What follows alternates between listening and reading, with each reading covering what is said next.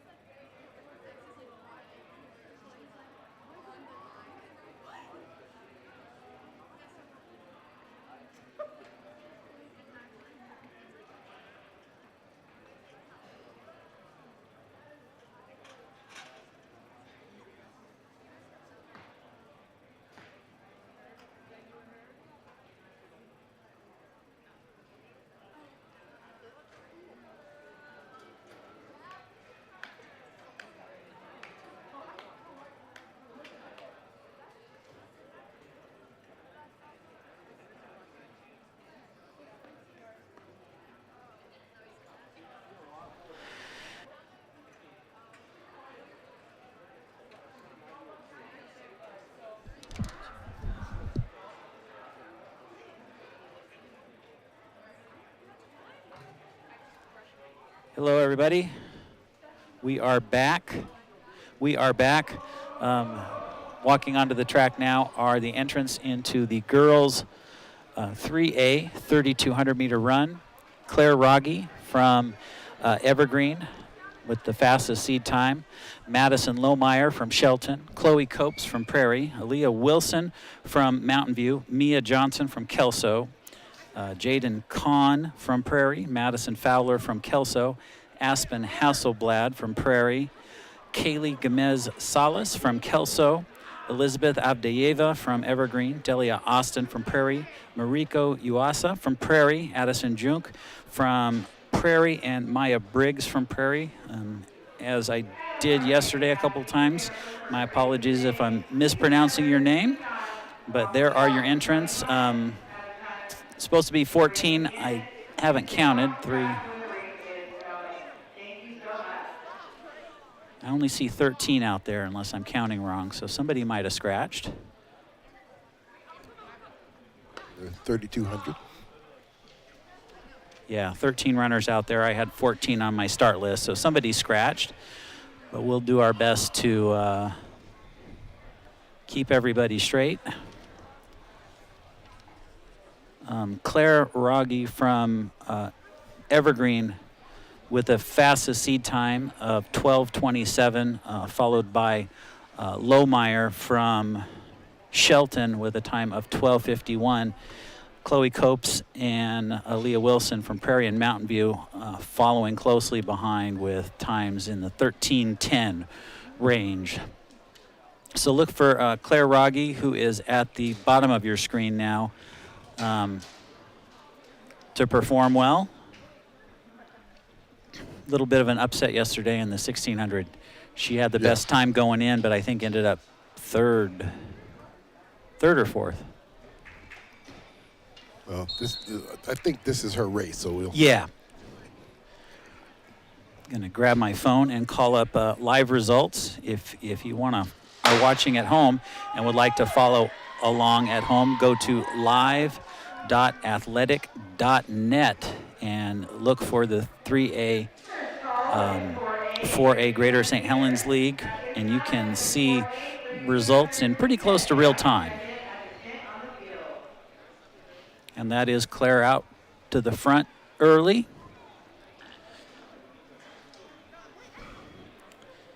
The runner there in the red jersey, that should be Lohmeyer, yes, from Shelton. Yeah. Shelton, a new addition to the 3A.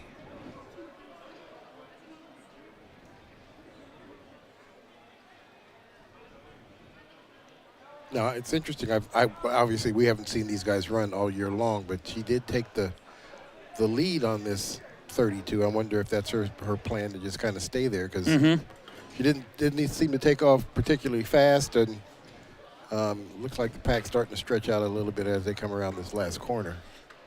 It's a little drizzly out there, but not raining real hard, but certainly colder than it was yesterday. Yeah, yes, definitely. At least at this point, it got pretty cold. Yeah. There towards the end of the evening.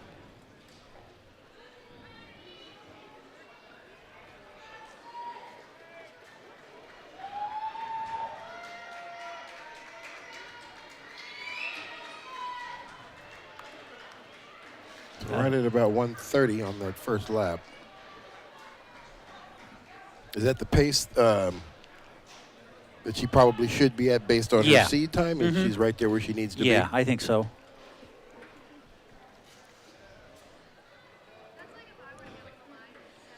You know, we didn't, get a chance to talk to the winner of the 1600, but that took me a little bit by surprise, with the fastest seed time. But,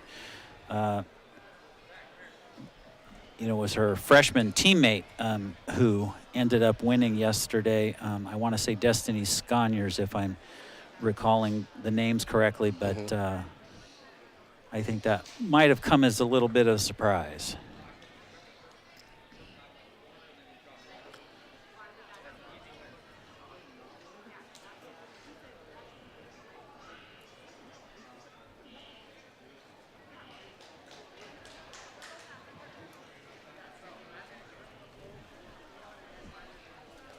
A little bit harder to find this meet today.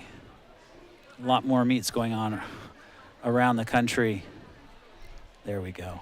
Yeah, it's it's JV districts out in Oregon today. Yeah, too, so. okay.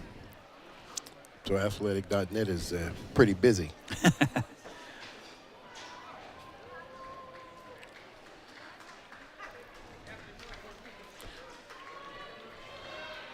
So coming into this race, that is Claire, followed by Madison.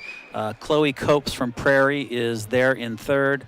Aaliyah Wilson from Mountain View there in fourth. And then I believe that's a couple runners from Kelso in that lead pack, and they've put some distance on the rest of the runners in the field, the runners in the second half of the field. Claire has a season best of 12:27. That was her seed time, but she has run a PR of 12:04 and change. She is a senior.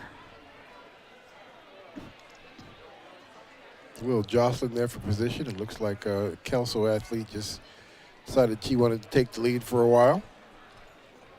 Nobody fought her for it. They let her go ahead and take it. So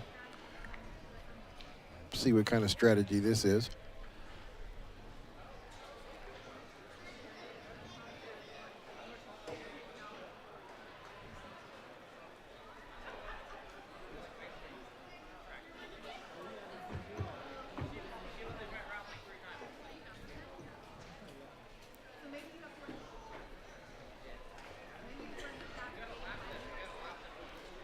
Now, if we're basing this on seed times, we'll do our best to keep the number straight. If she has a number 7 on her jersey, that is Madison Fowler right now.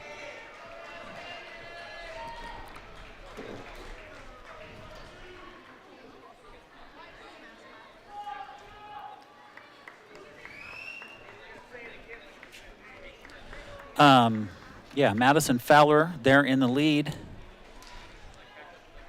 Madison Fowler with a best time of 13:45, so this might be a bold move, though she is a senior.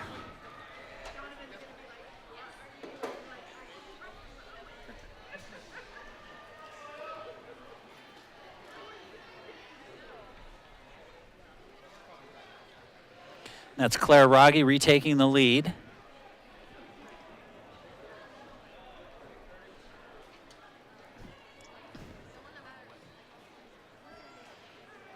And in years past, watching Claire run, these last 4 years, she runs a really steady pace. Has a bit of a kick, though. We didn't see it yesterday. That was a real strategic race, but her teammate just took off that last lap in the girls 3A 1600.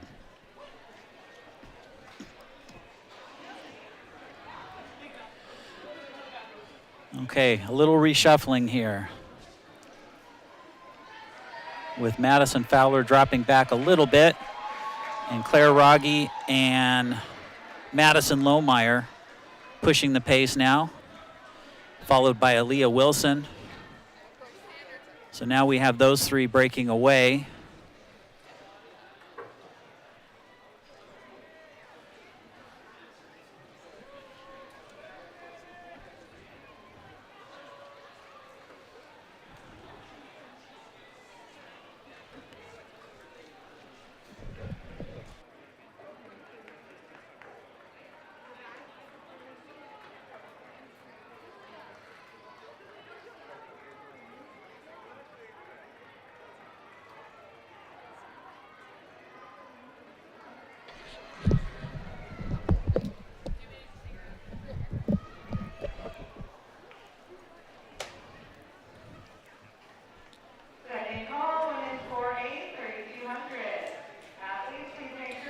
So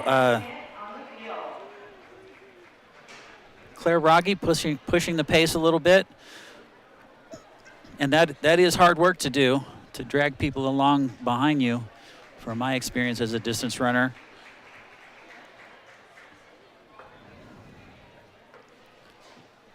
So they're coming down into the home stretch. Claire Rogge, Madison Lohmeyer, a junior from Shelton. And in third is Aaliyah Wilson, a sophomore from Mountain View.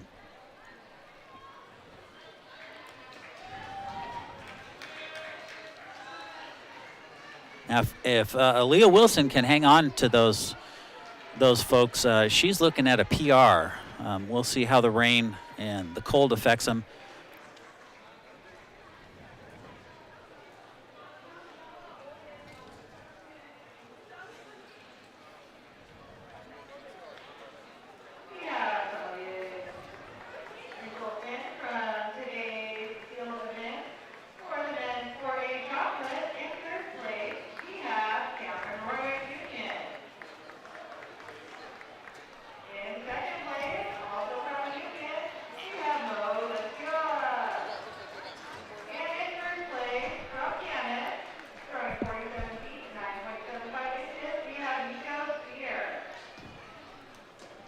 So once we get to the conclusion of this race, we'll welcome someone into the winner's circle with Rodney.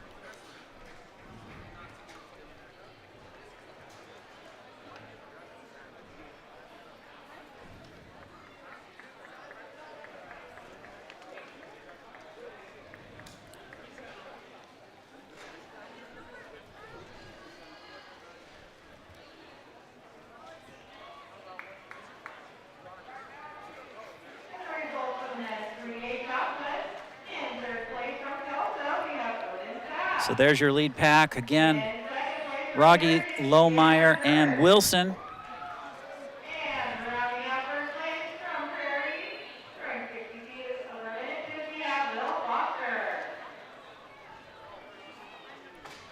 800 meters left to go.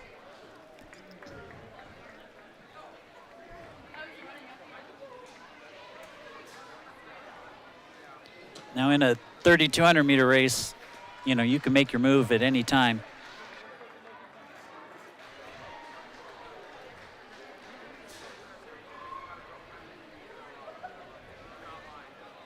You know, a 3,200 meter race, you could make your move at any point. I didn't have much of a kick, Rodney, so I had to try and burn it out of them. Push the pace early, right? Yeah. Hope they can't keep up. I think I've told this in years past. I was running the 5,000 meters at a district championship, and I didn't have a kick, but my teammate did, and we both went to our coaches separately and asked, what should we do? And my coach said to me, you need to make sure that Johns isn't anywhere near close to you because he can outkick you. And then Right. Johns, my teammate, who ended up being an All-American, came up and said, what do I need to do to beat Matt? And he said, he doesn't have a kick, so just stick with him and outkick him. Right. And he ended up winning that race. There you go, to right? his credit. And then, you know, we've been fast friends this whole time, but I beat him the next day in the 10,000. There you go. So there's Claire Rogge picking up the pace. So she's really pressing it. 1 lap to go. That's your bell lap. And this will be a race between Madison Lohmeyer and Aaliyah Wilson for second place.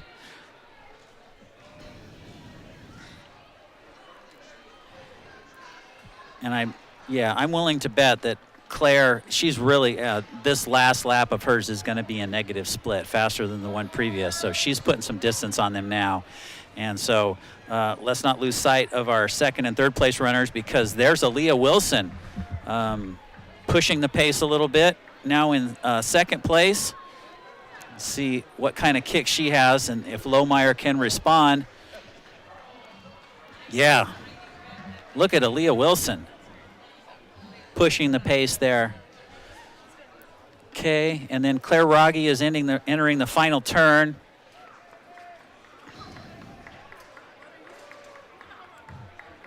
Claire Rogge now coming into the home stretch. There she's lapping some runners. 12:27 is her season best to beat. She's not going to get there. And here comes Madison Lohmeyer, who might catch Claire Rogge. She's pouring it on. Pouring it on. She's going to try and dip her at the tape. Not enough.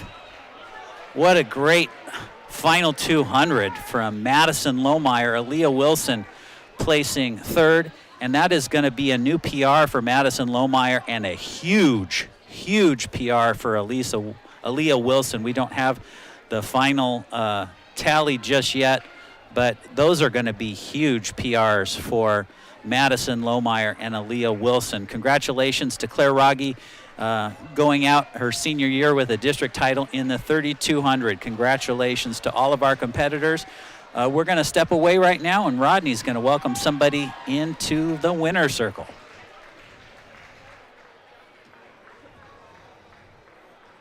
He'll count us in.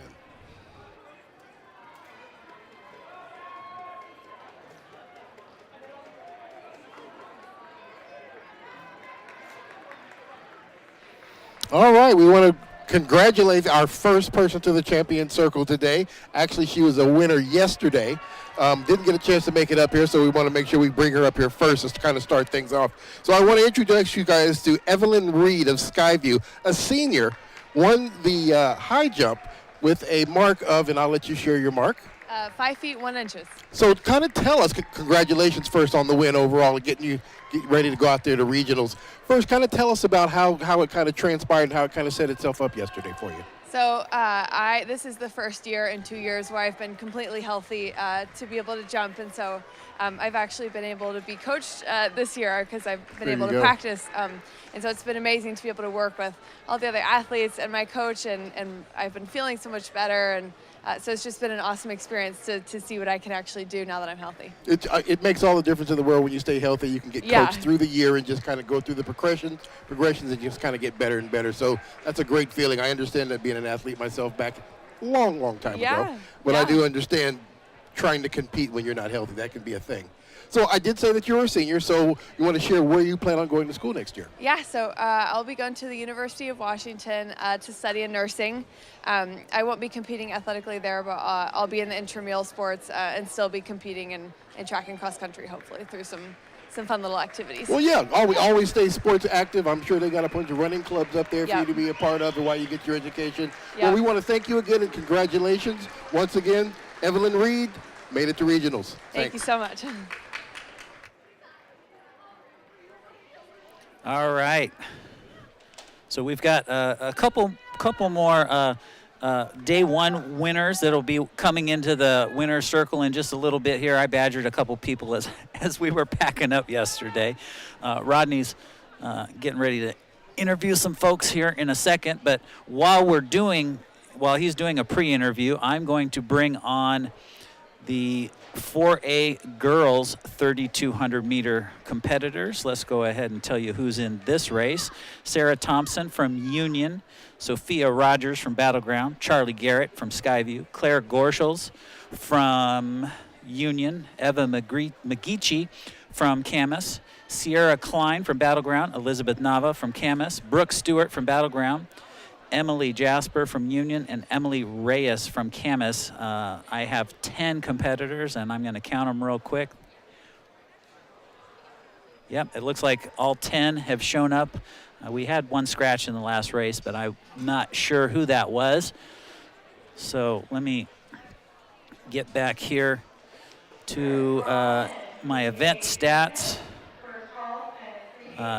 Sarah Thompson from Union with a seed time of 11:20. Best Sophia Rogers seed time of 11:39. So look for Union, Battleground, and Skyview out front. If we're just going by seed time alone, that can always change because somebody can have a bad day, somebody can have a great day. Sarah Thompson from Union is a junior. Her PR is 11:09, but her season best is an 11:20. Sophia Rogers from Battleground with a best time of 11:39. That is her seed time, and that's also her PR. So 8 times around for these runners. Just clearing everybody off the track, making sure everybody stays in the infield. And they're off.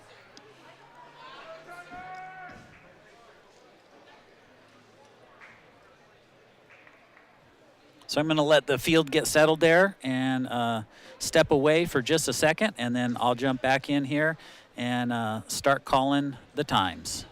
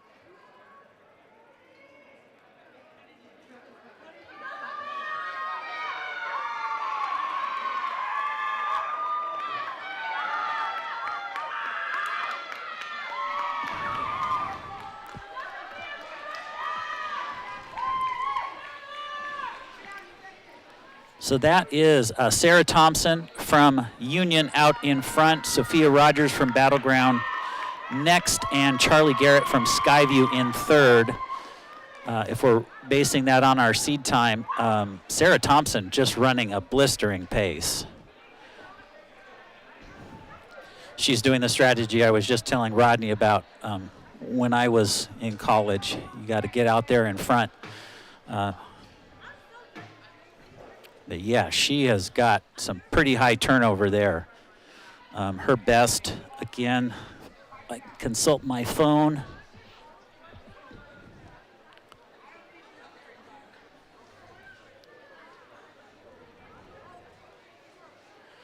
Yeah, Sarah Thompson's best, again, in this is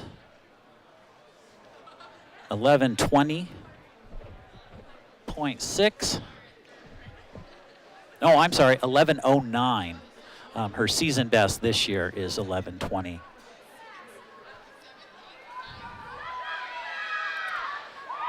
And Sarah is a junior, followed by the sophomore, Sophia Rogers from Battleground, with a best of 11:39 run this year. So that's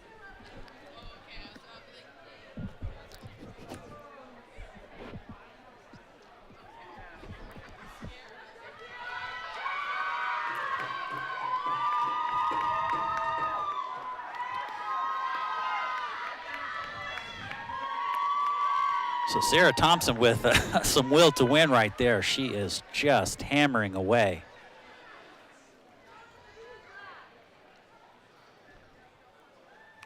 I take it she's running for a new season best or even a PR here.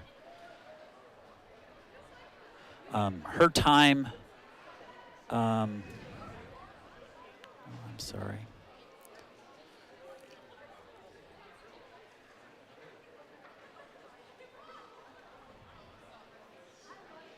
So she's ranked in the 51st in Washington in the 1600.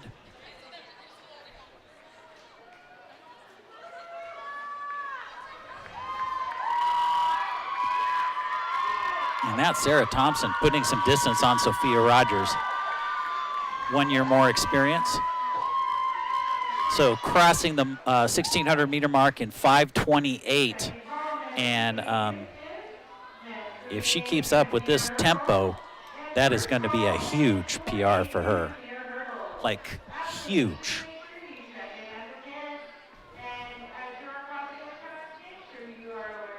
So I'd love to have her up in the winner's circle a little bit later and see, you know, how she tapered for this race. But with about 1,500 meters left in this race, she's got a 30-meter lead on the next closest competitor.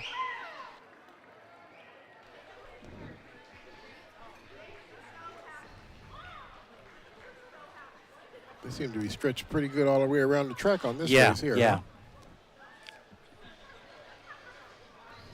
Don't know that they've lapped anyone just yet,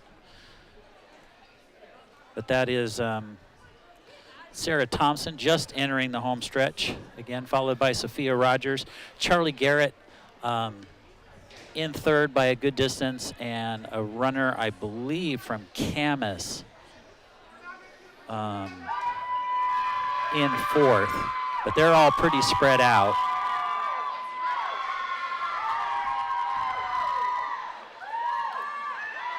Okay, 3 laps remaining for Sarah Thompson from Union.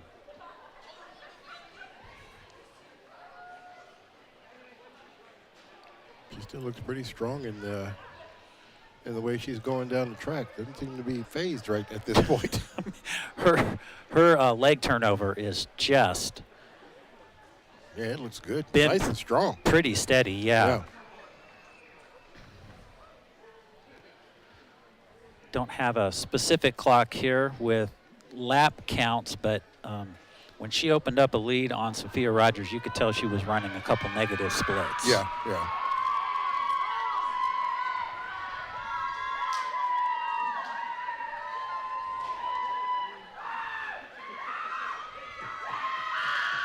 Now, you're the specialist on this long distance stuff. Does running negative splits tend to happen more often in the 32 as opposed to the 1600?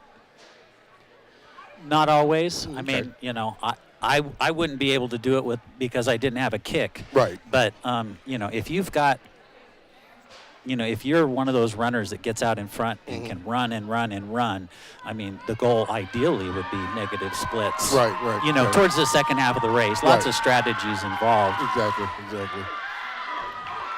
But two laps remaining, and if she remains on this pace, her PR is going to be huge. Yeah.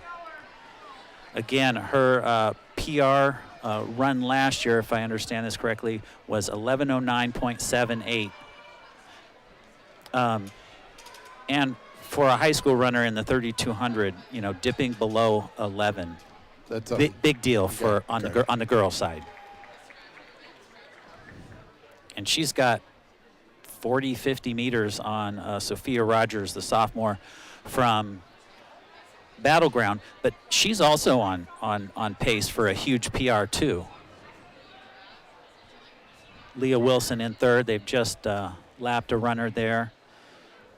Well, you know, it's not super cold down there. There's no wind. It's not raining. In this part of the world, this is good. This is good running Good weather. running weather, yeah, For yeah. distance people, isn't it? They kind of settle in and just kind of go after it.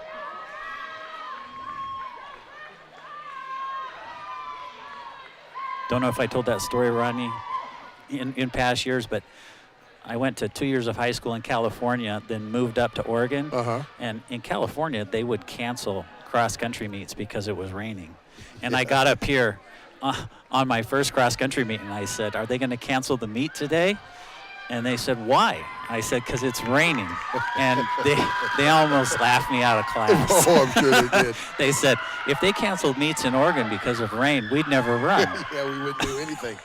We'd be inside all day. So just about 300 meters left to go for Sarah Thompson.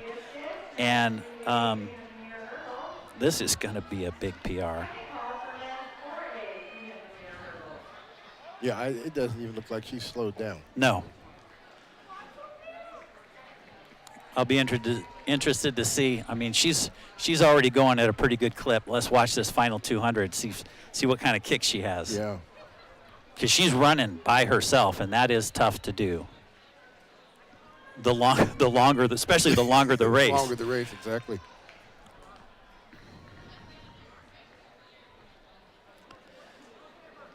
Okay, so this is going to be close.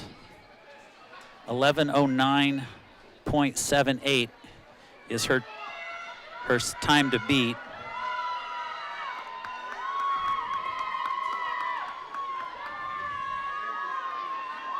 (10:59), 11 minutes. Look at that finish. And that is a brand new PR for Sarah Thompson, about 11:06 and change. So that's a 3-second-ish PR. Here comes Sophia Rogers from Battleground in second, about to cross the finish line. Real strong finish there. 11, that is a huge PR for her by probably 15 seconds or so.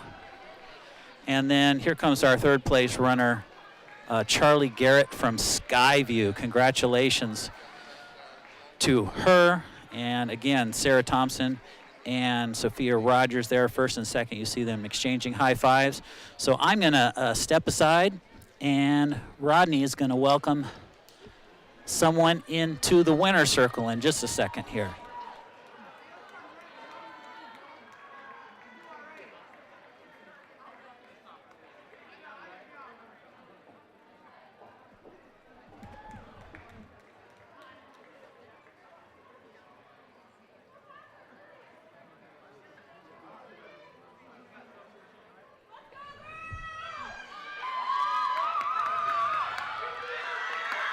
All right, we're back in the winner's circle again. We have Evergreen's long jump champion here, Josiah Alanice.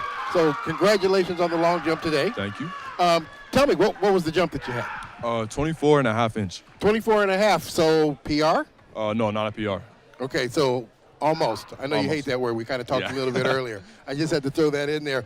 But, kind of tell me about what went on and, just kind of walk me through the 3 jumps that you did that got you into the finals and what that really looked like ultimately to be the champion today. Well, took my time warming up, got here at like 1:30. First jump, 23-1, feeling it a little bit. Jump from the 8-foot board, not as bouncy as the wood board. Mm-hmm. Second jump, 23.8, getting more frothy, and then finally popped the 24 and a half. Well, good deal, good deal. Well, once again, congratulations on that. You are a senior, right? Yes, kind of tell us what you got planned next year. Well, I'm going to Boise State to go play football for Coach D. So. All right, Boise State to play some football. Great program. Great program. Oh yeah, it sure is. And you got the Smurf turf out there, so that's going to be. They hate it. They actually hate it when they call it the Smurf turf. Yeah, I know. That's why I said it. Now it's on TV, so you can take that. You can take that back out there to Boise State. But hey, I'm going to throw this in here because I do know who this young man is from football. Boise State's getting definitely a great athlete. So congratulations on the championship in the long jump today. Congratulations on making it to the next step before you get out to state. And good luck at Boise State. Thank you. Thanks a lot.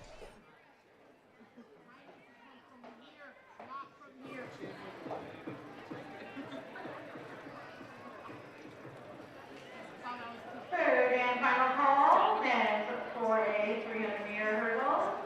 First call, women's 3A, 300-meter hurdle.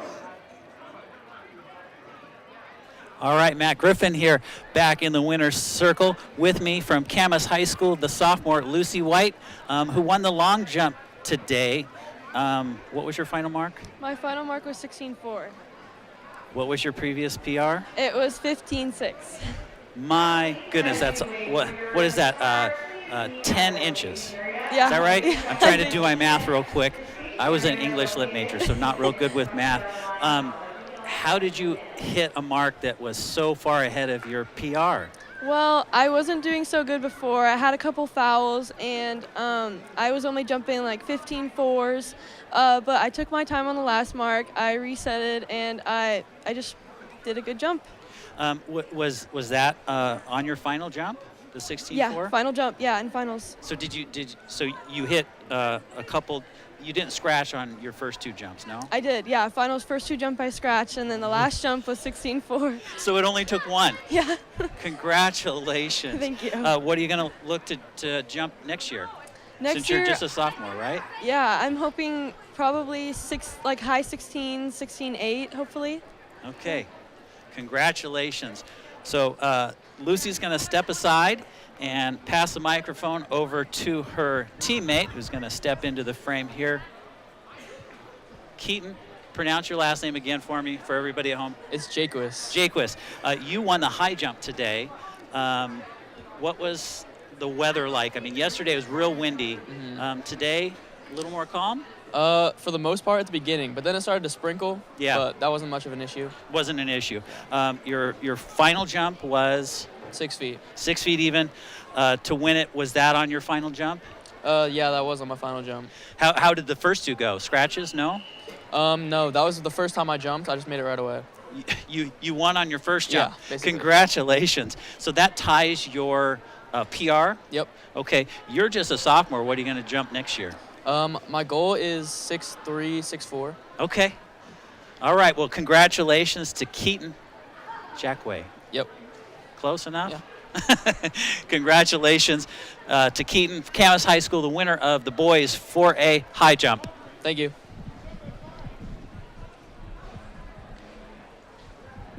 Okay, we are back now, and we are looking for the start of the boys 3A 300-meter high hurdles. Didn't have time to show you the entrance, but we will tell you that you probably should be looking at lane 4 where they put the fastest runner, and that is going to be Daniel Alvarez from Heritage. Also look for Clark Scholl from Prairie. He'll be in lane 5. Christian Deely from Prairie will be in lane 3. Rodney, how many steps between these? These guys look like they're getting about 15. He's about right.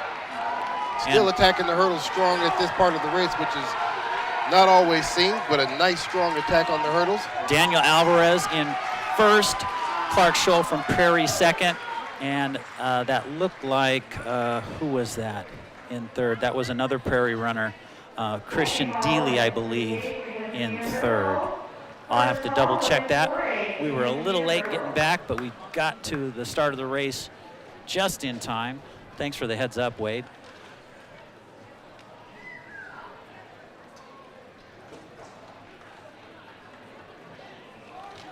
Page 5 is where the other one is. I numbered them. All right. So while they're getting ready on the far side of the track for this 300-meter 4A boys hurdles, let's go ahead and take a look at the lane assignments here. This is Xavier Williams from Skyview in lane 1, Cody Lee from Camas in lane 2, Lucas Fosterman from Union in lane 3, Cody Young from Camas in lane 4, Tyson Moyes from Skyview in lane 5, Aiden Anderson from Camas in lane 6, Connor Hawkinson from Battleground in lane 7, Lucas Bailey from Skyview in 8, and Ulysses Vandenberge from Union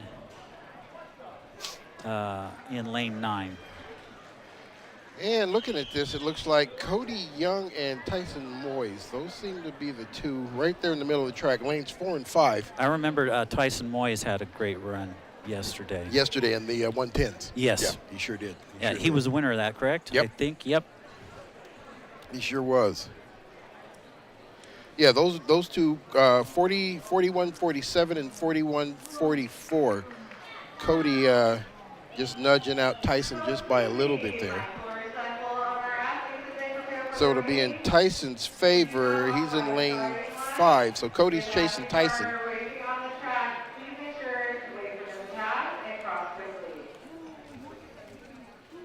And as Rodney has said before, you can hit as many hurdles as you want. You sure can. Just don't fall. All right, there's the whistle saying they're getting ready to go.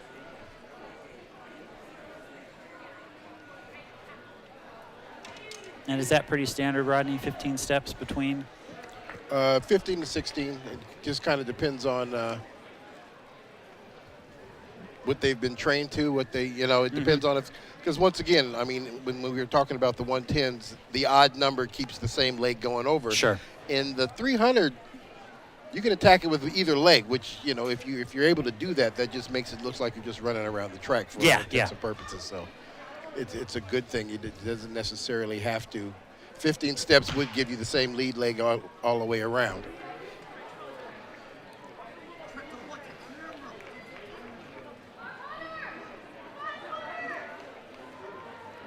And no surprise, Cody Young, the first person to hit the hurdles. It's like Cody is still in first place, and he's been in first all the way around the track.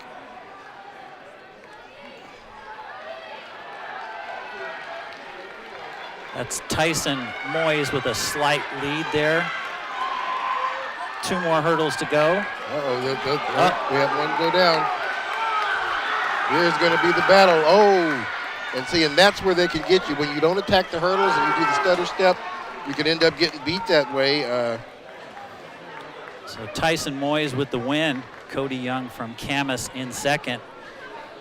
And Cody had gotten even with him, and that last hurdle made the difference. Yeah. Tyson Moyes able to hit the hurdle a lot more aggressively and kept him out there.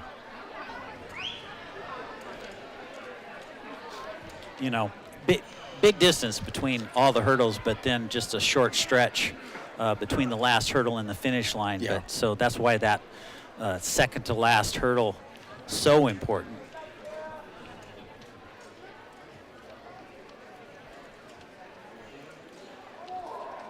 All right, so the hurdles stay in the same spot for the 3A and 4A girls, but they come down a couple notches.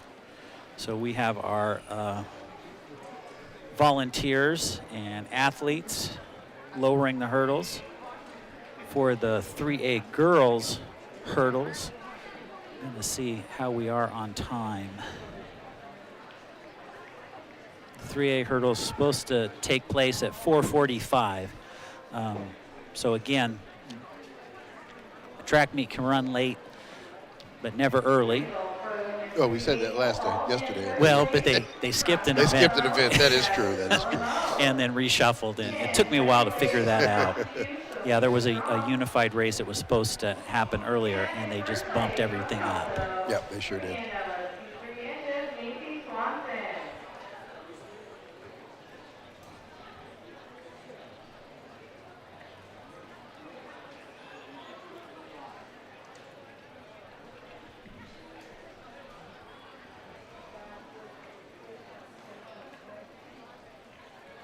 There are your lane assignments for the 3A girls 300-meter hurdles. Corey Cobb from Shelton in lane 1. Lainey McNew from Kelso in 2. Alexandra Opry from Heritage is in 3. Courtney Neal from Evergreen in 4. In lane 5 is Claire Warnock from Shelton. Macy Watkins from Kelso is in lane 6. Lane 7 has Abby Buck from Prairie. Michaela Nestival from Kelso in lane 9. And Zoe Bays from Shelton in lane 9. All right, so as they get a nice shot of the field there, the girls kind of warming up. Courtney Neal, right there in the middle of the track, lane 4, a full 3 seconds ahead of second place as far as the seating is concerned. This looks like this is her race.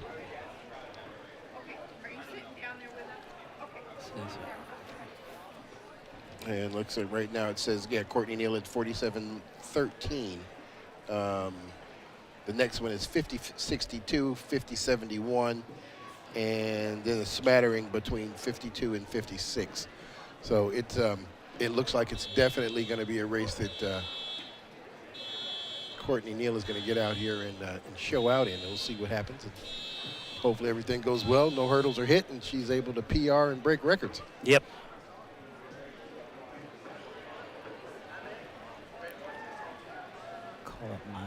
here. Again, you can follow along at home on live.athletic.net. Just look for the 3A, 4A GSHL districts, and you can take a look at results as close to real time as they can get it.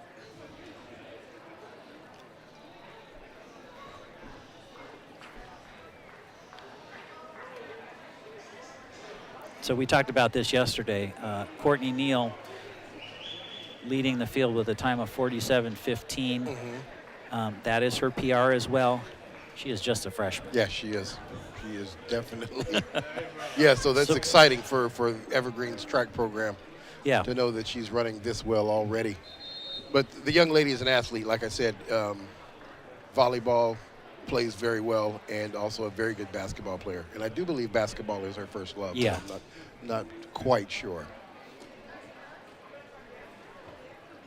And to either side of her are sophomores, Alexandra Opry in lane 3, a sophomore from Heritage, Claire Warnock from Shelton High School in lane 5.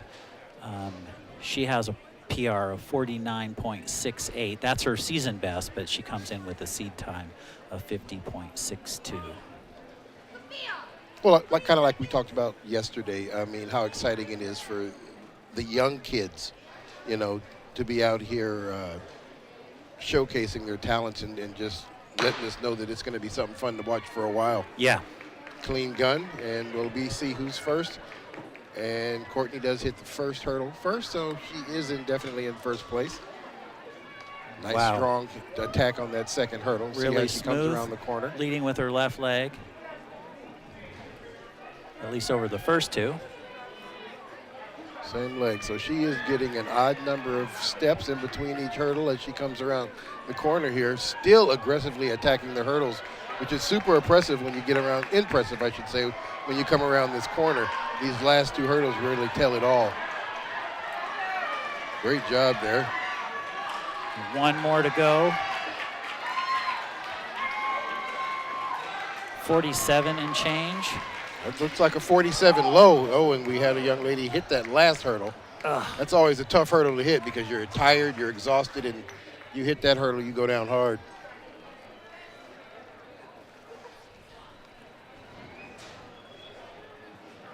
We'll have to look and see what that final time for Courtney Neal is. That could be a PR. It's going to be close. Yeah, it was a 47 low. She's close to it. Yeah, it was 47 low. I don't know. Yeah, 47.15. I don't know. She, like you said, if she beat it, it's by very little. Yeah. But excellent run by that young lady. I mean, she stayed aggressive all the way around the track. She attacked each hurdle. You know, I think she stutter stepped a little bit on the first one, but after that, she got her steps down and she aggressively attacked every hurdle all the way down the track. So that's super impressive to see a freshman be able to do that. So great job on her part. First call in 3A long jump, then 4A long jump, and then 3A high jump. Okay, we are looking at the far side of the track of the 4A competitors getting ready for their event. So let me scroll forward and we'll take a look at the entrance in this race. This is the 4A girls 300-meter hurdles. Naomi Waters from Battleground will be in lane 1. Catherine Sittler from Camas will be in lane 2. Leilani Mays from Union in lane 3. Victoria Pareda Galera from Skyview in lane 4. Dee Covarrubias from Skyview in lane 5. We talked about her a bunch last year. Raleigh Fisher from Skyview in lane 6. McKenna Flynn from Skyview in lane 7. Darby Copper from Battleground in lane 8. And Sophia Evans from Skyview in lane 9. Skyview definitely flooded the event, though, didn't they? Yes. All right, well, it looks like the two in the middle. 46.21, 46.9, 47.48. this could be a lot tighter. It will be a much tighter race than we saw in the 3A I saw girls. the seed times a lot more evenly matched. Yeah.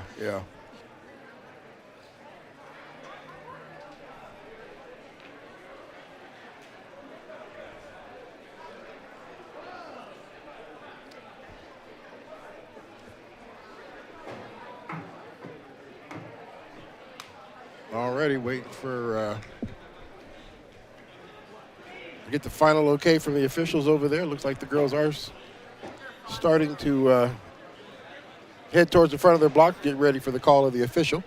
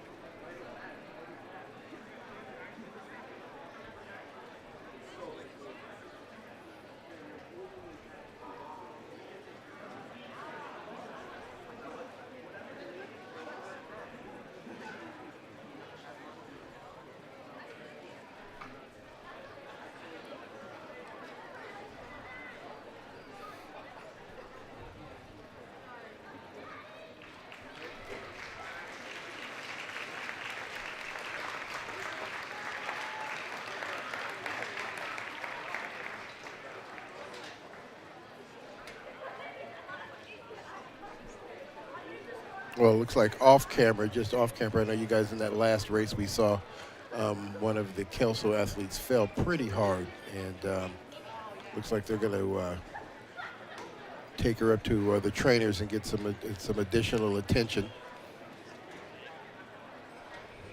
We hope. So we hope it's more pride than anything else, but we're going to definitely caution on the side of, lean on the side of caution, I should say, and make sure that she is going to be okay. So this does put us back a little bit from the start of this race, just to pay some tender attention to that athlete from Kelso, right, Rodney? Yeah, sure is. So we'll call this race, and then I will welcome a winner of our 3A 300-meter hurdles into the conversation in the winner's circle.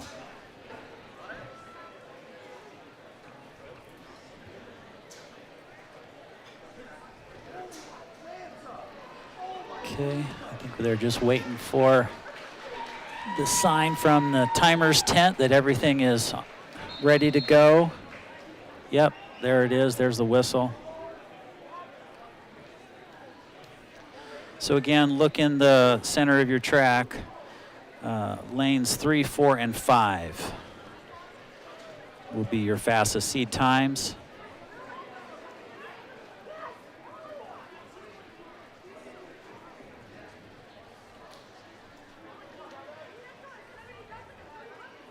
Gun is up.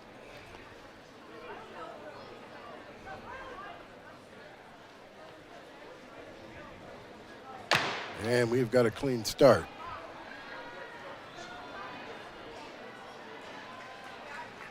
Lane 4, first to hit it. Nice aggressive attack of that first hurdle.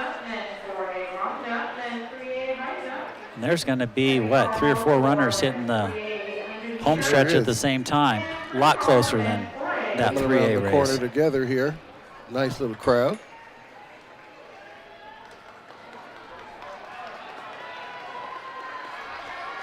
That's Victoria Peretta Galera in Skyview in lane 4 in the lead.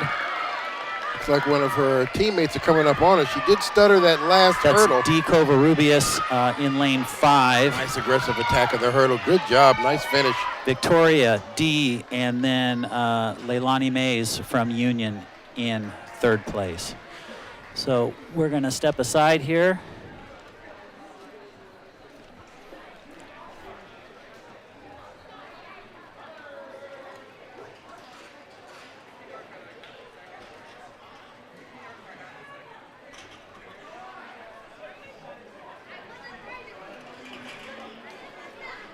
All right, back in the winner's circle here, Matt Griffin alongside sophomore Daniel Alvarez from Heritage High School. Congratulations on your district title in the 3A 300-meter hurdles. Tell me how the race went.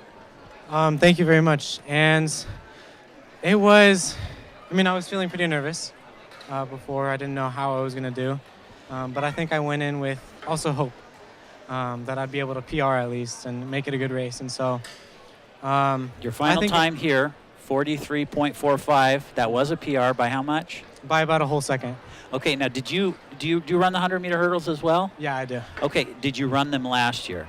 Yes, I did. Okay, so how has that progression been, having another year of experience under your belt? Mm-hmm.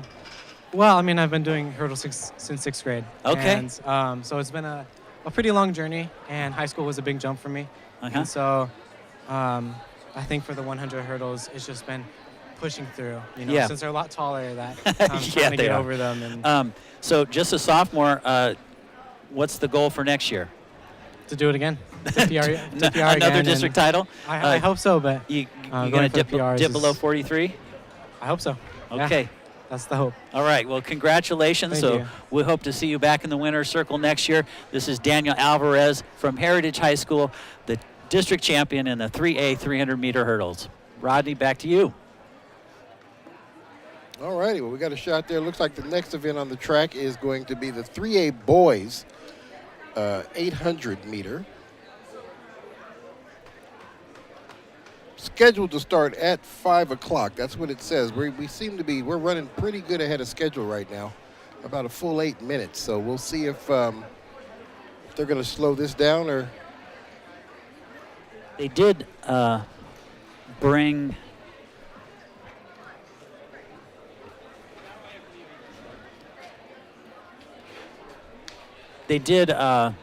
delay the start of that last hurdle race to tend to that runner from Kelso, but Yeah. I think we're back on schedule, and they won't let these guys run until right about 5 o'clock, still about 5-6 minutes Yeah, away. we're still, yeah.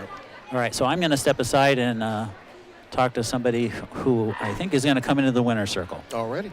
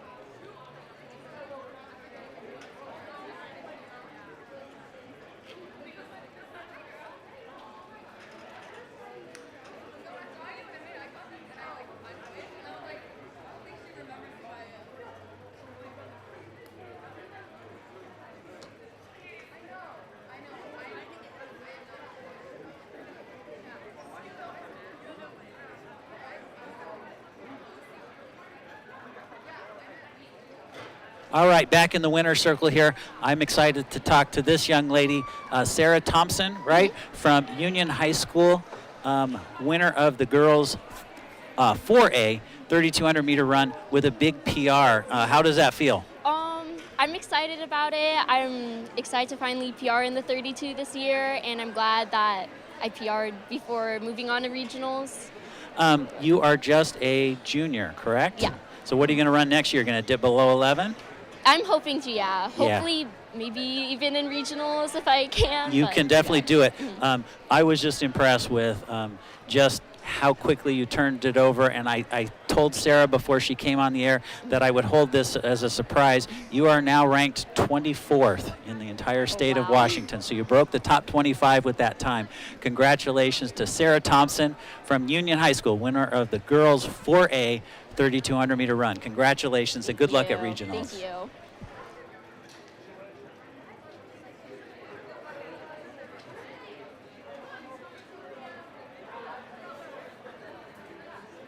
Assignments real quick in the boys 3A 800 meter run.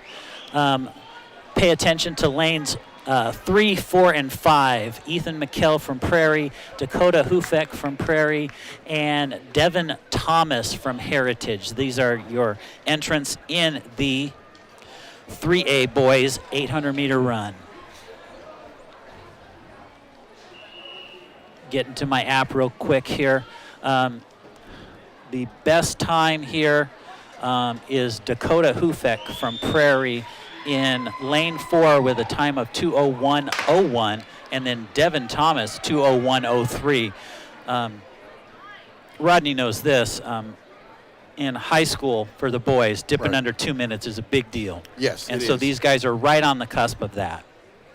They sure are. It's ought to be a real nice race. So they can run, they have to run in their lanes for the first 100 meters, and then they can cut to the inside.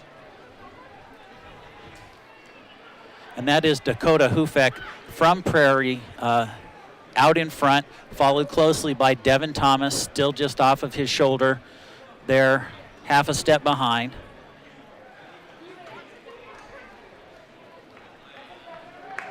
This is pretty good weather for a PR from these guys as well. Yeah, not raining real hard, just some drizzle.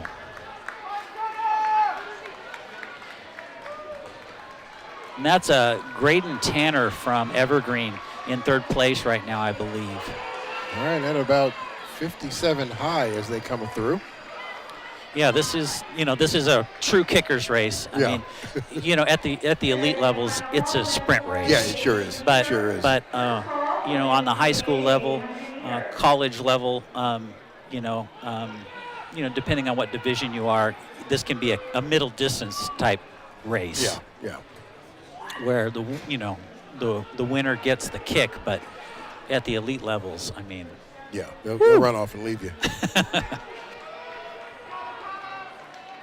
Final 100 meters to go as they come around the turn.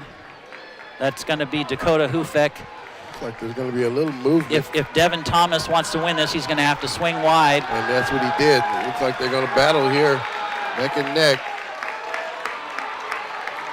Dakota Hufek's going to have to turn it on. It looks like he's tying up a little bit. This is going to go to Devin Thomas, who is going to dip just below 2 minutes. Sure is. It looked like about a 1:58. Yeah, so that is going to be unofficially. That's going to be a PR for Devin Thomas. I don't know if that was enough for Dakota Hufek to get a PR, but that was also a Prairie runner, another Prairie runner in 3rd place, and I believe that's going to be Ethan McKell. Who took 3rd? Yep. Yeah, that would be my guess. I can't see bib numbers from here, but we'll call it that.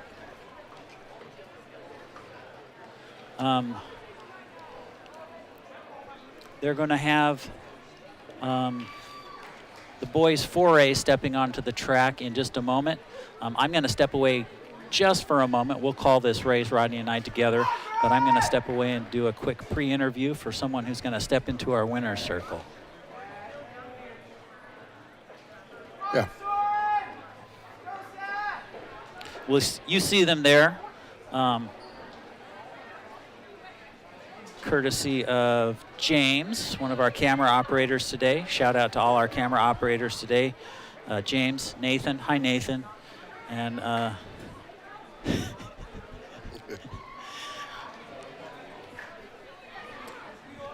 and Jacob, sorry. I'm looking right at Jacob. He has a mask on because he's feeling a little under the weather, and I'm like, what is his name? So yeah, we can't tell. Can't tell who he is behind the mask. Special shout out to Jacob, who's a little under the weather, but being safe by wearing a mask, keeping everybody safe. Man, toughing it out and coming. Toughing it out. Appreciate it.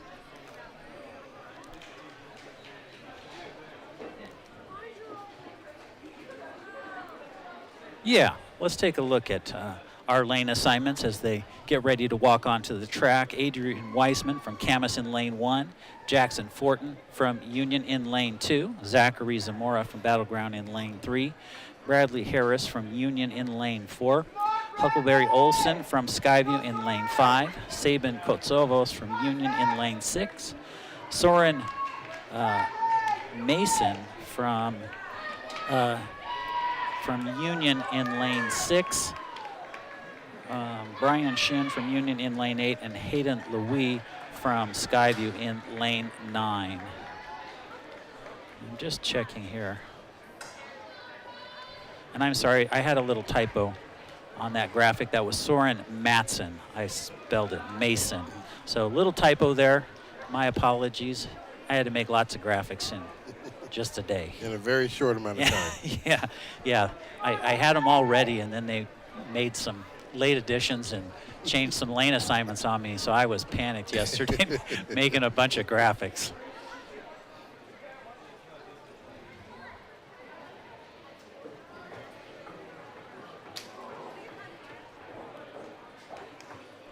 All right, moving into position here.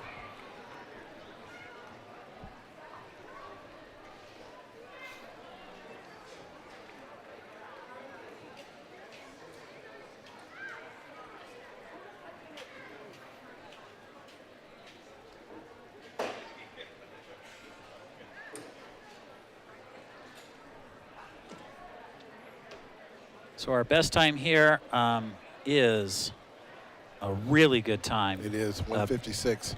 Woo! That is a real good time for high school kids.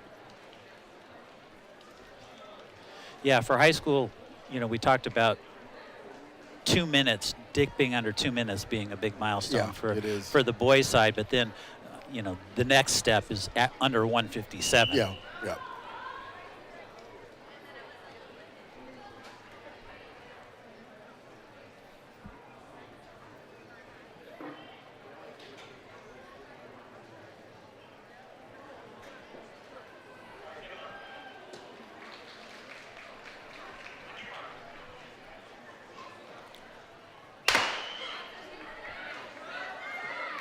All right, clean start. So look in lanes 3, 4, and 5, but I say that now because at the first 100 again, they'll be able to dip into the inside lane. And that's a Skyview runner. I believe that's Huckleberry Olson out front right now. Yeah, he's going to definitely try to drive the pace. And that's Bradley Olson from Union just off of his right shoulder. Right behind him.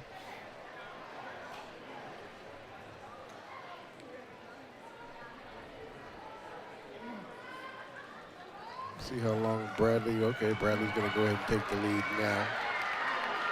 So Bradley Harris again with the best seed time by about 3 seconds.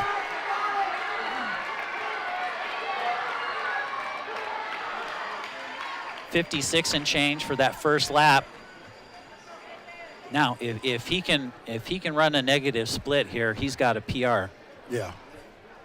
And it sure looks like he's picking up the pace here. Yeah, it does. Yeah, he's pulling away.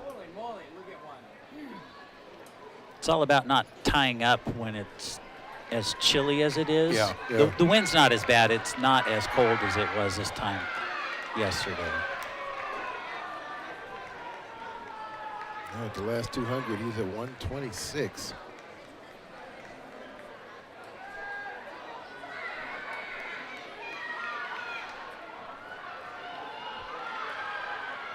Just coming into the home stretch, there's going to be a race for second because the third and fourth place runners are coming up quick. Yeah, they sure are. Big time push there.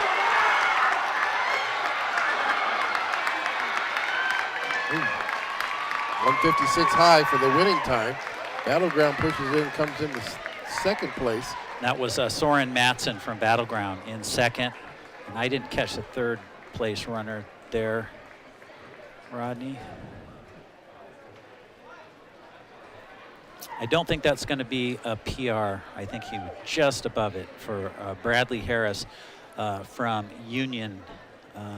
He was right about 157 and change, just shy of his PR. Yeah. He is a senior, but he goes out on top with a district championship. Yeah, that'll make him competitive in regionals, and yeah. You know, he'll do well going forward.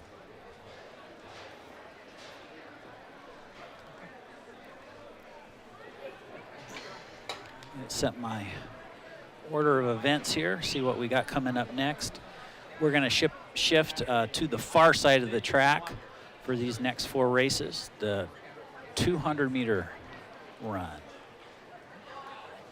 No, not no, yet. oh, not yet. Sorry. We got the girls. We haven't run the girls yes. yet. I'm jumping ahead too. Yep.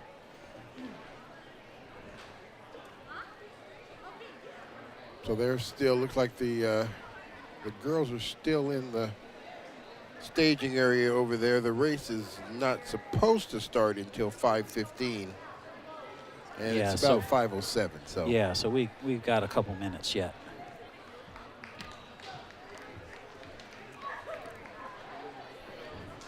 So I'm going to step aside for a minute, and we'll be back with.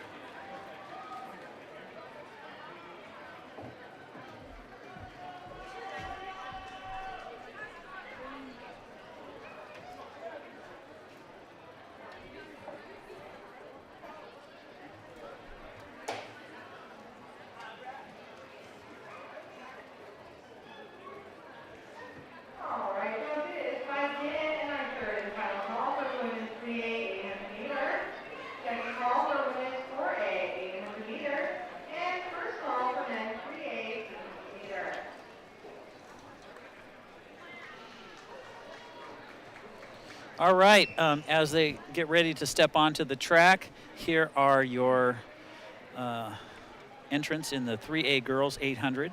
Amelia Rosick from Mountain View, Haley Nadeau from Shelton, Chloe Copes from Prairie, Carmen Herrera from Heritage, Destiny Sconyers from Evergreen, Aaliyah Wilson from Mountain View, Mackenzie Lee from Kelso, Haley Matthias from Mountain View, and Madeline Baldwin from Heritage. Destiny Sconyers and Aaliyah Wilson, both great performances yesterday in the day 1 of the meet. Gonna find my notes here.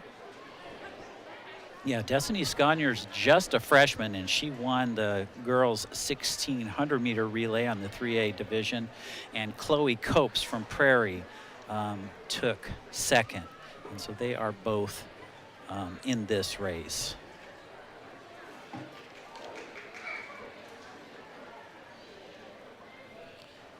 Chloe is also a freshman. Aaliyah Wilson took fourth. She is a sophomore. She took fourth yesterday in the 1,600-meter run, but just great performances all around.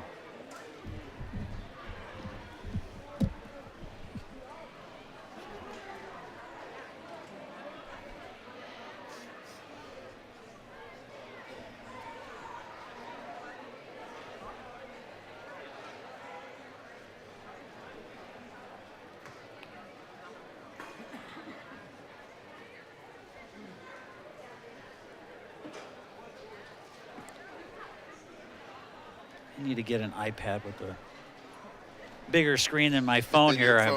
You're over there struggling, huh? trying to get to our next events.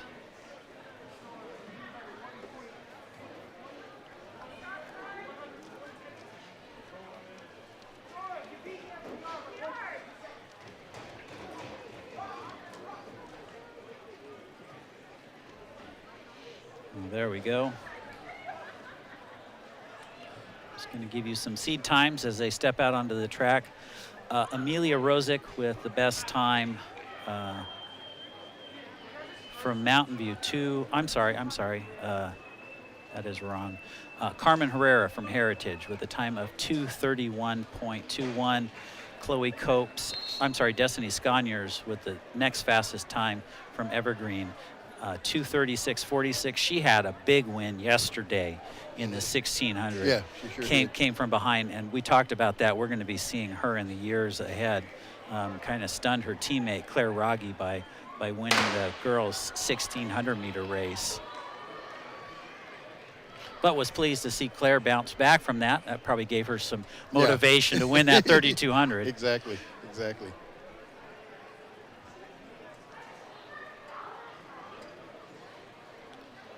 Okay, now they're going to break to the inside. And that is Carmen Herrera from Heritage just sneaking past. Just off of her right shoulder is Destiny. And it looks like both of them now are moving a little bit, creating some separation.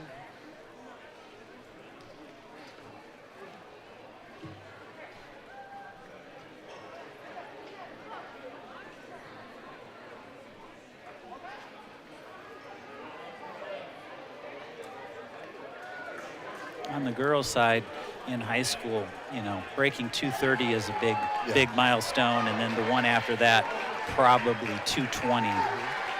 Your best high school girls runners are going to be running just under 2:15-ish.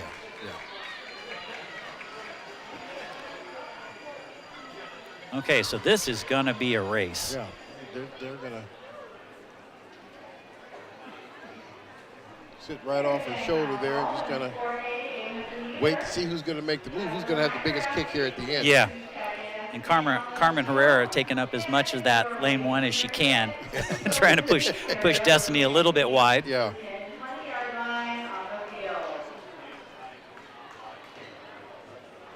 Oh, this is all gonna come down to who's got the kick. Yeah, sure is. This is gonna be fun to watch.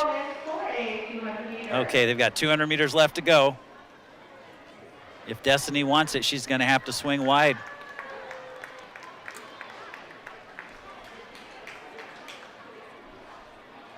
Destiny seems to be the more relaxed right now. We'll see what that's going to look like as they come around the corner.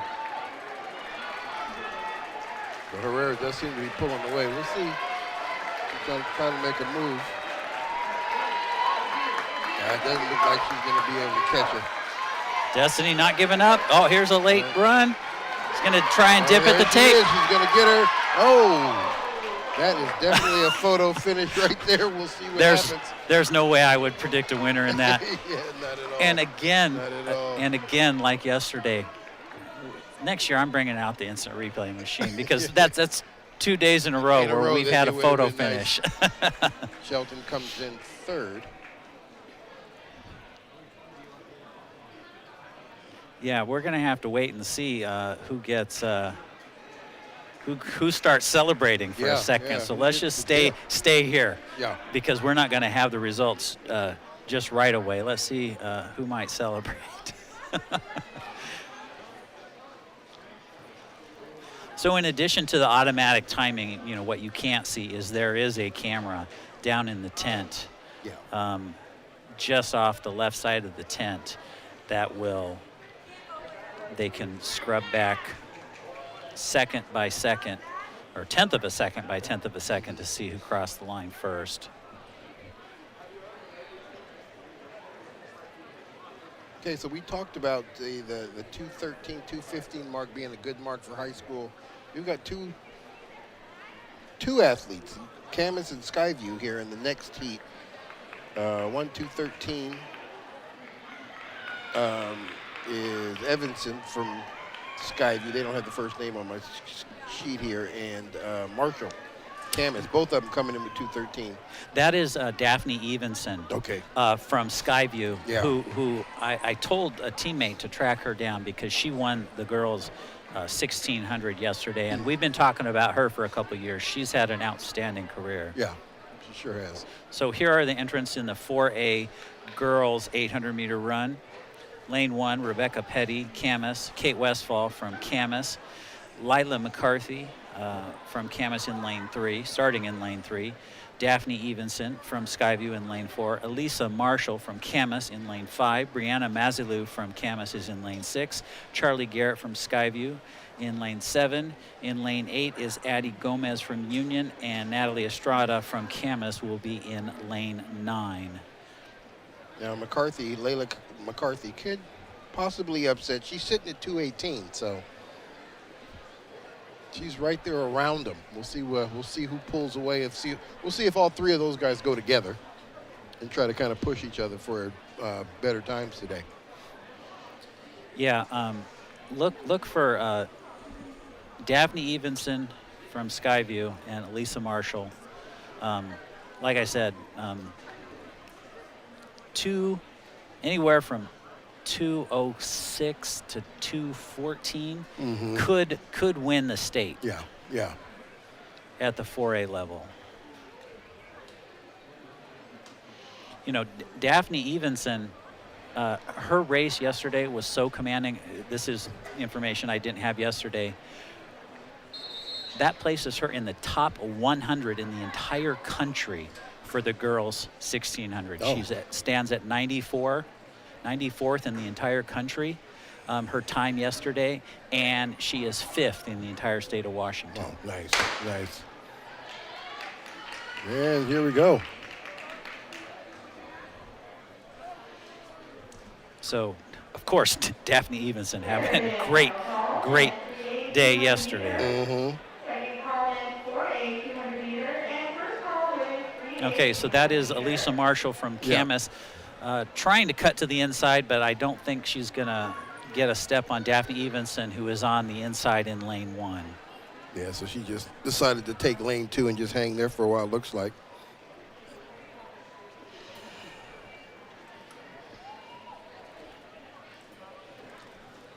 Yeah, and I don't dare guess. There's the whole group of Camas runners there together in 3rd, 4th, and 5th positions. I'll try and look at some bib numbers as they come around. But definitely Daphne Evenson and Elisa Marshall in the lead. That's Brianna Mazilu on the outside. That is McCarthy in 3rd right now. Yes. And there goes Daphne Evenson with 1 lap remaining. And, keep in mind that the girls in 1st and 2nd right now have very, very similar PRs. Yeah, they sure do.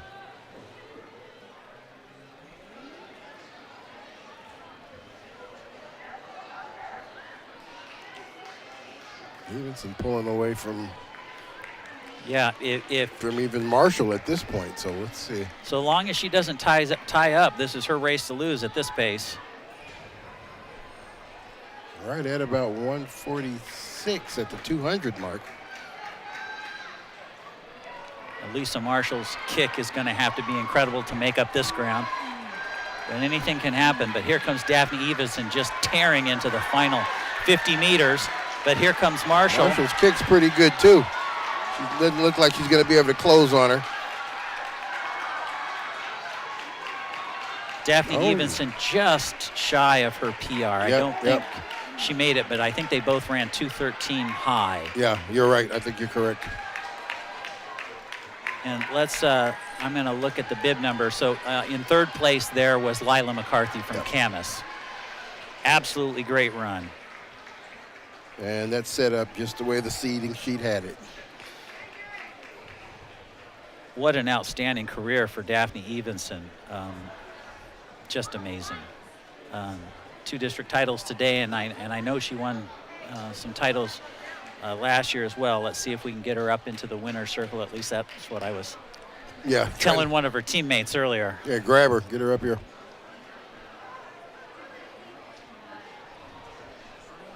Yeah, so if you're watching on your phone or watching from home and you know Daphne or her folks, send her a text and tell her to come up into the winner's circle. So that is the last of our 800 meters. And I will go ahead and... Looks like we're closer back on schedule now. We're about 2 minutes off. And I'll go ahead and fulfill my promise to jump over to the other side of the track for the 200 meters.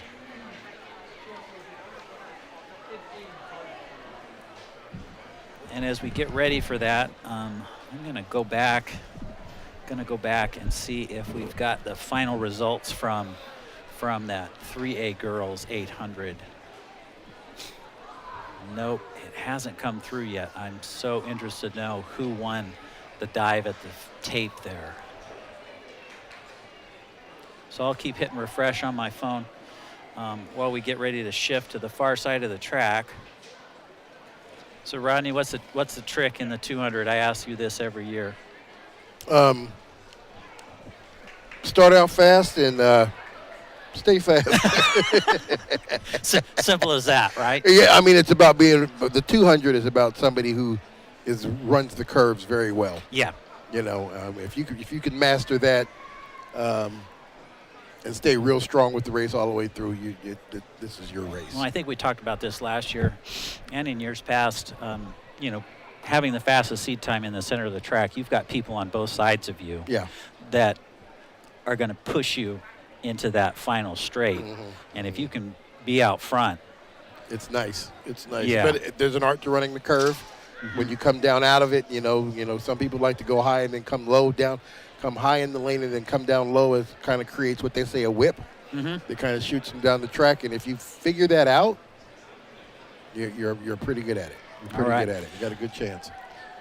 So I'm going to step away for just a second. Wade, you can bring me down here, and I'm going to interview someone that we're going to bring into the winner's circle. Rodney, you can take it over from here.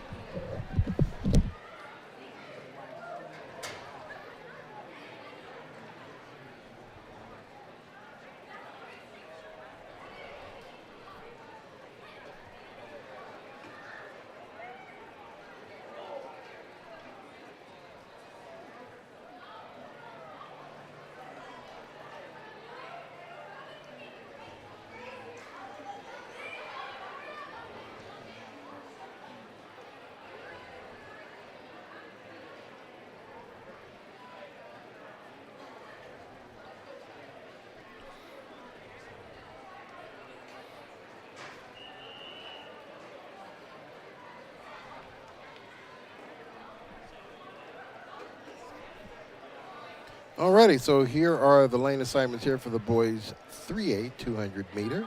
We have got Tommy Vick from Prairie in lane 1. Trevin Roller from Kelso lane 2. Devin Vigue in lane 3 for Prairie. Justin Noyens from Heritage. Ryan Woods from Mountain View in lane 5. Dominic McNeil, Lane 6, also Mountain View, Christian Mushaw from Mountain View in Lane 7. Jonas Ferguson in Lane 8 from Heritage, and Everett Steele, Lane 9 for Prairie. And we are off to the races here. Nice movement as they're coming down the track.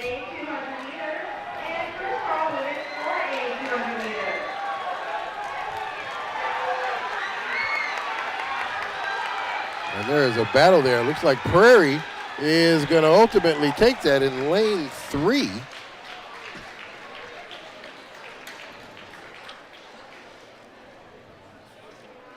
So that is going to be Devin Vigay from Prairie. Oh, you did way better than I did. I'm pronouncing his last name. I could be wrong as well. And Justin Noyons from Heritage in second. I didn't catch who was third there, Rodney. Yeah, a little bit of frustration down there on the track, just off camera from Justin. A little disappointed in that last little stretch here. Yeah, it looks like Devin ran a better curve, just like we were talking about. He ran a better curve, and when he came down out of that curve, he was in front or right there on his heel. And you know, a lot of things that happen, especially to these young runners, is when they're used to being the man, and if they see somebody and they come out of the, especially in the 200, and you come out of that curve and you can still see somebody. Yeah. It freaks you out a little bit. Yeah. And then the first thing they want to do is run harder, which makes them tighten up, and then that's ultimately what you see happen. They end up losing the race instead of just staying loose. And I can see how down the field. That last 100 would be just real psychological. It is. If somebody comes off the curve with you. Yeah, it's tough. And the last 60 to 50 meters of the 200 is the toughest part of the race. Okay, so I'm going to step away right after we give you the lane assignments here for the 4A boys 200. Ahmad Ames in lane 1 from Skyview, Trent Richardson from Battleground in lane 2, Elijah Brooks from Union in lane 3, Jack McDonald from Camas in lane 4, Kellen Brown from Union in lane 5, Chase Lofton from Union in lane 6, Henry Ryder from Union in lane 7. Lane 8 has Reed Knight from Skyview, and Owen Mathis from Skyview is in lane 9. Wade, I'm going to step aside while I do a couple pre-interviews, and we'll turn it over to Rodney to call the race. Well, right there in the middle of the track, very good time for high school kids is to get under 22, and we've got a 21.78 there. That is McDonald from Camas. The closest person after that is going to be Kellen Brown, who's in lane 5, and Elijah Brooks in lane 3 with a 22.8 and a 22.60.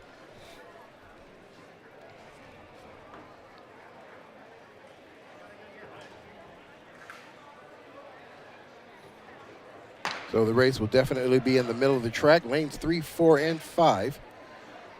Seeing movement already by Camas in lane 4.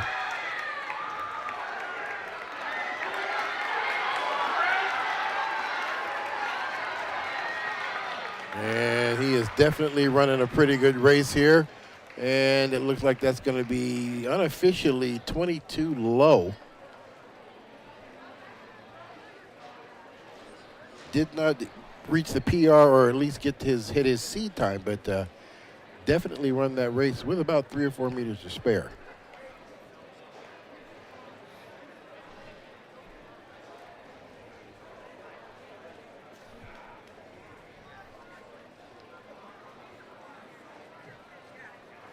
Next up on the track will be the girls' women's 3A, 200 meters.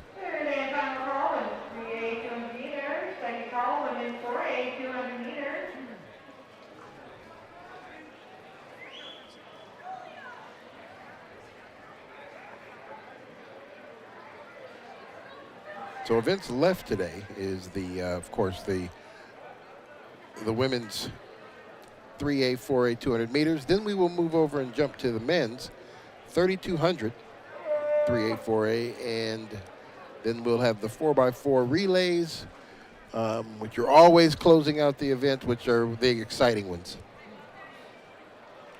Alrighty, so we have got the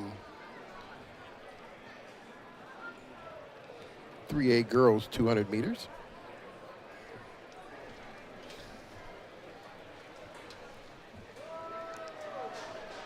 Look for Zamora Frazier from Mountain View in lane 4, Lucy Cunningham from Heritage in lane 5.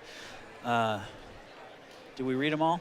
Lily Hostetter in lane 1, Abrielle Olson from Heritage in lane 2, Abigail Mendoza from Prairie, Zamora Frazier, who's been having a great day yesterday, Zamora Frazier from Mountain View in lane 4, Lucy Cunningham, as I mentioned, watch her from Heritage in lane 5, Ella Rissner from Kelso, Camilla Alzadi from Heritage in lane 7, Jandira Trevino Tavares from Mountain View in lane 8, and Nakia Huntley from Kelso in lane 9. So Wade, what we're going to do is we'll do these next 2 races, and then we'll welcome some folks into the winner's circle. Just not enough time in between races here to do that. Frazier, and you spoke of her in lane 4. She does have the quickest time with 25:67. Cunningham and Mendoza, the 2 right there around her in lanes 3 and lanes 5 with a 26:23 and a 26:73.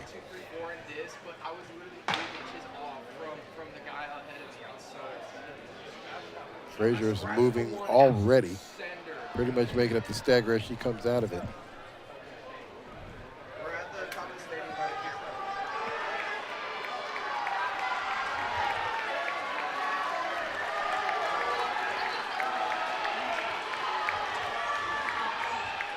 Nice race there. First and second battle for third, and it looks like Heritage will eke out third place there. Kelso climbing real hard, but not able to get there before the race ended.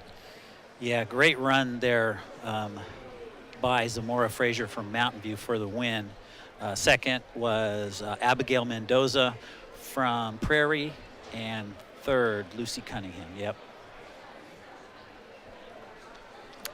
Rodney, my eyes got wide because I just looked at the results of that 3A girls 800-meter run. And who won it?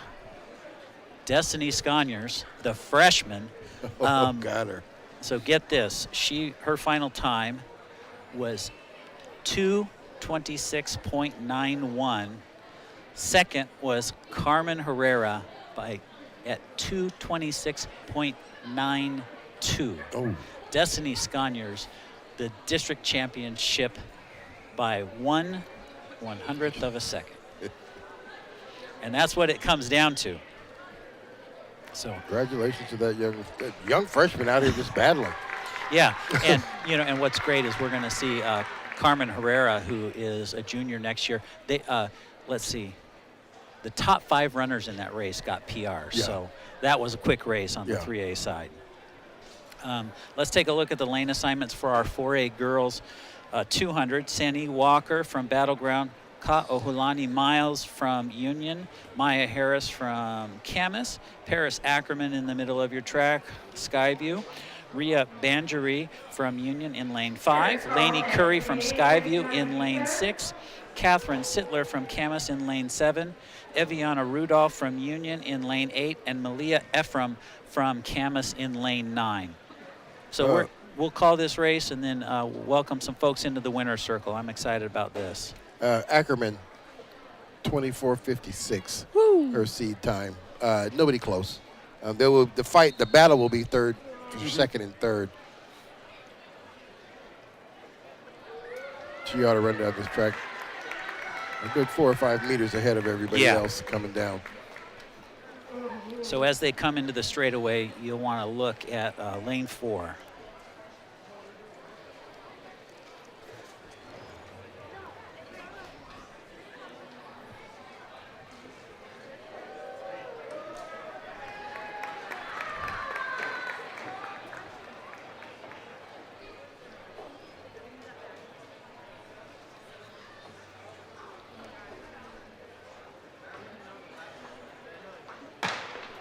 And the gun is off. And as predicted, she moved pretty much right out of the Whoa. blocks. Yeah, she shot out of there like a rocket. Sure did.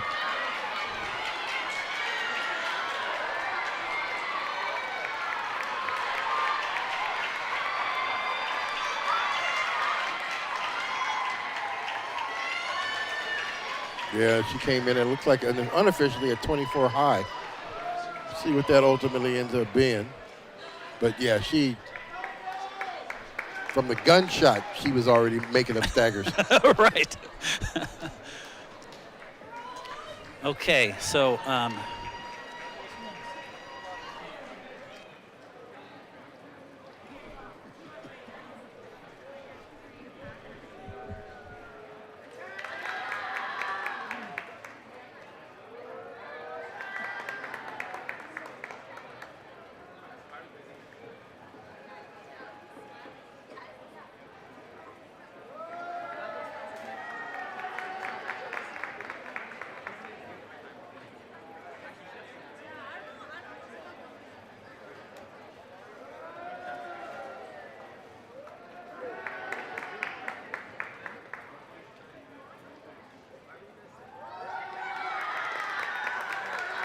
sorry about that, Wade. Jumped the gun.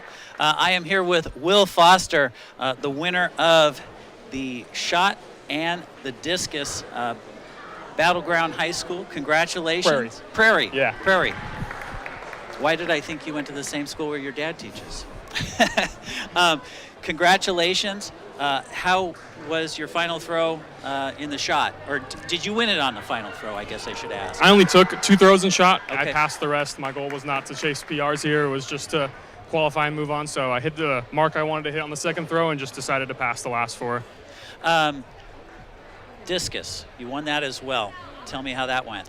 Discus, I was planning on going after it a little more, trying to get closer to that 200 mark. Kind of missed a few throws, but I took all 6. I didn't pass any, so I was definitely going after it. Now, you are a senior. Your dad tells me you're going to college. You want to tell everybody where? Yeah, I'm going to the University of Washington.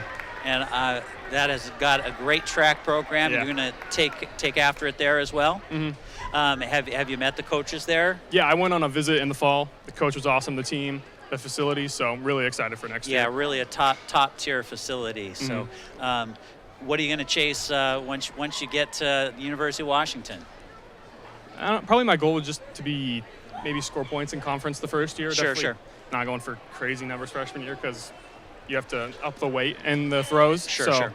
Just trying to get close to that 55-meter line and 17 meters or something.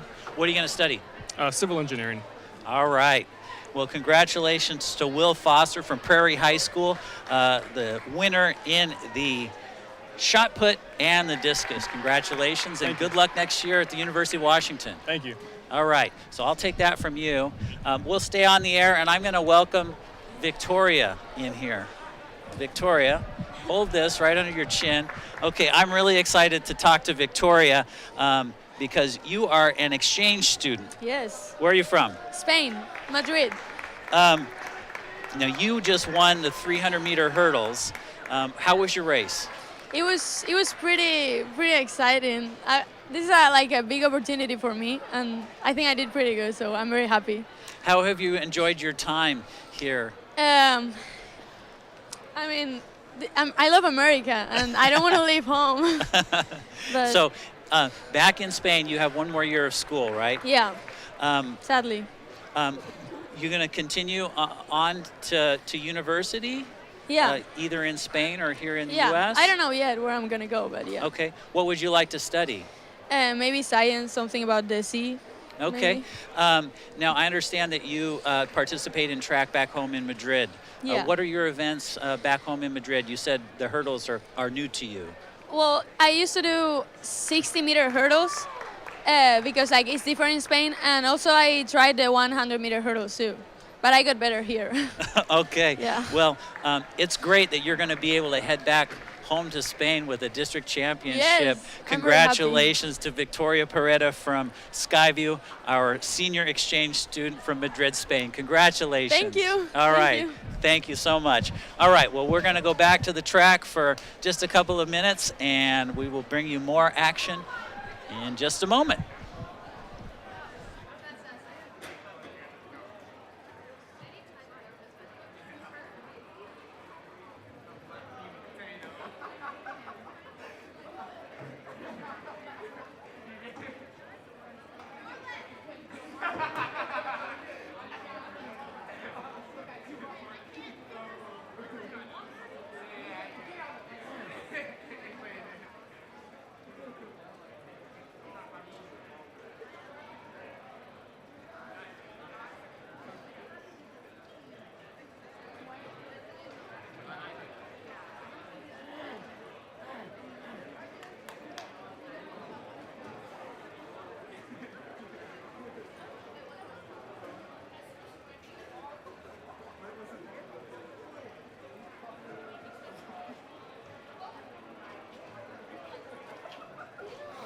right, well, we've got another athlete here in the Circle of Champions. We've got Devin Thomas, a senior from Heritage, and this belt, I've seen this belt a whole lot of times between yesterday and today, so your school must be doing great. Yeah. Must be doing great out here. We do want to congratulate Devin on the 3A 800 meters. He is the champion, the district champion here, so congratulations. Thank you on very that. much. Kind of tell me about the race. How did it kind of pan out? It was, coming into this race, me and Dakota from Prairie, we were neck and neck pretty much, both at like 2:01. So coming into it, we both knew that it was going to be a fight for it. And we both went out, and he took the lead on that first lap for sure.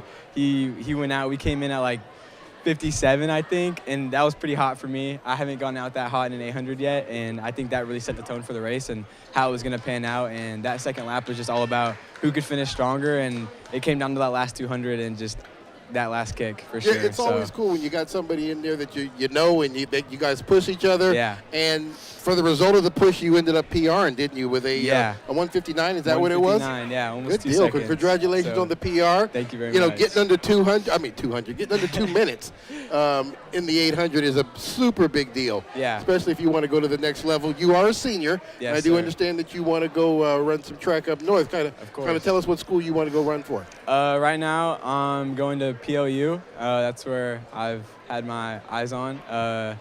They came out or reached out to me, and it's kind of been my opportunity to run at the next level, and I feel like it's going to be a great place to be close, but not too close. There you go. You just far enough where the folks got to let you know they're coming, right? Yeah, That exactly. always makes all the sense in the world. Well, congratulations on the race. Congratulations on the colleges reaching out to you and what you have coming for you in the future. Congratulations on making it to regionals. Hey, Devin Thomas, 800 meters, the winner. Thanks a lot. Thank you very much. Thanks a lot.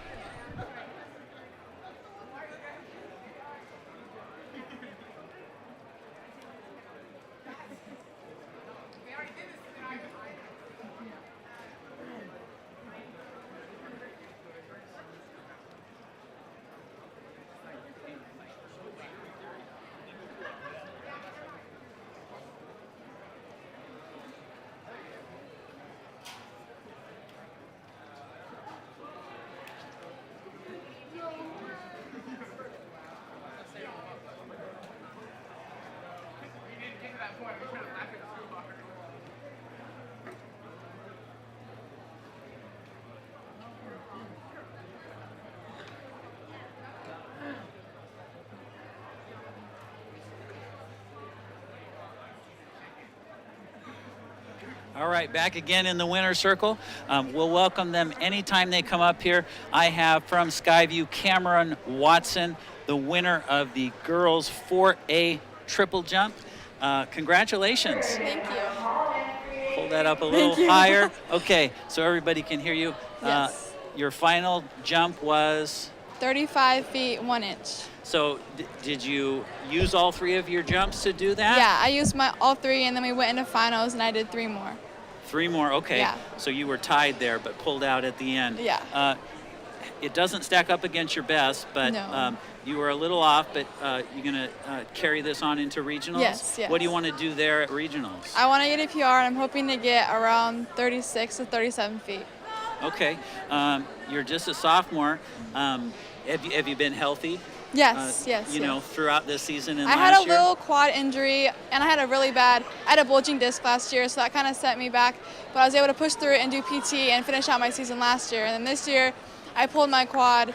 I'm doing basketball and track right now, and so one day, it was a cold day, and I went out and ran, and I just felt a pull in my quad, and so it stopped me for a week from track, and then I had a basketball tournament that weekend, and I felt better, and then I came back into track, and I felt good ever since. So. Okay, well, yeah. as a former track athlete, I love hearing that you're treating your body well. Yes. And stick with your physical therapy because I know bulging disc can run away from you. So Yes. congratulations once again to Cameron Watson, the winner of the girls 4A triple jump with a final jump of 35.1. Congratulations. Thank you so much. Thank you. All right, so we'll go back to the track as we get ready for the boys 3A 3,200 meter run.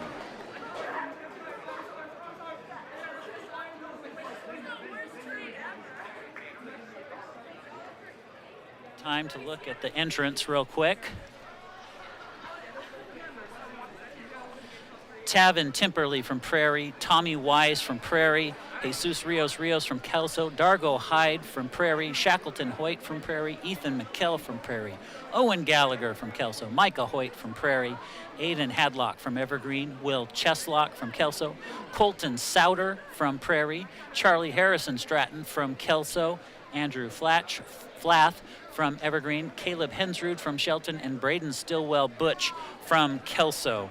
Tavin Timperley with your best seed time coming in. And I don't have it in front of me. You got it, Rodney? 45. Pretty good. That's saying something, isn't it? Yeah. 8 times around.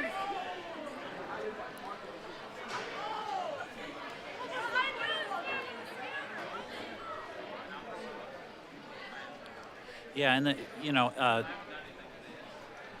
it depends where you are in the country, whether they're running 3,200 or 3,000. In Oregon, just across the river, they're running 3,000, the metric distance, but Washington, a little bit more old school when it comes to the distances. They're going to be running 3,200, but when they get to college, no more 3,200. Right. They'll be running 3,000 meters. But anything below 10 minutes is the benchmark for the boys in the 3,200.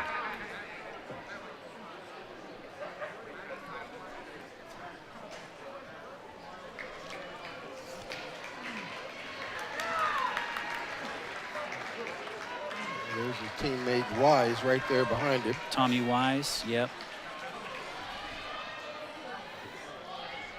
No, see, and this is where they confuse me. They've got one in a black jersey and one in a burgundy jersey. Throws me off.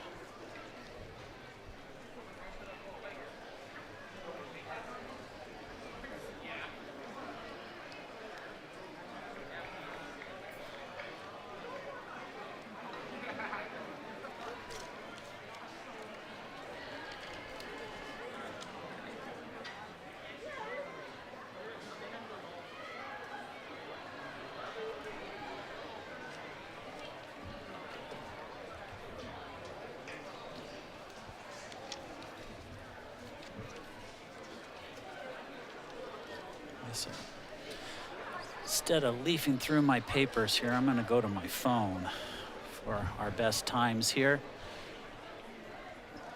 As they come through here, as they cross the finish line here, they will have 6 laps remaining.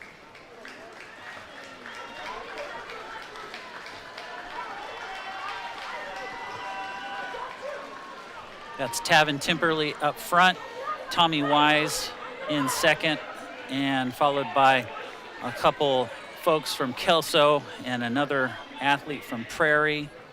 The runner from Kelso there in the second pack is Jesus Rios. But Tavin Timperley with the best time in this race by a full 30 seconds over his teammate Tommy. Tavin out front is a freshman, followed by his teammate Tommy Wise, a senior. Real battle here is going to be for second, third, and fourth. Yeah, if sure is. if Tavin can keep up this pace.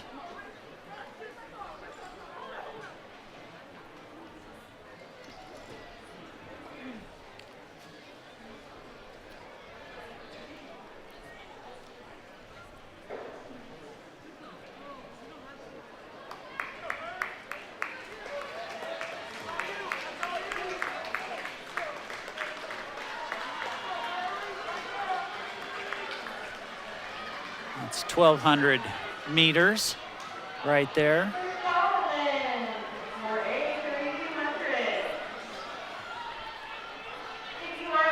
5 laps remaining. And the boys 3A 3,200.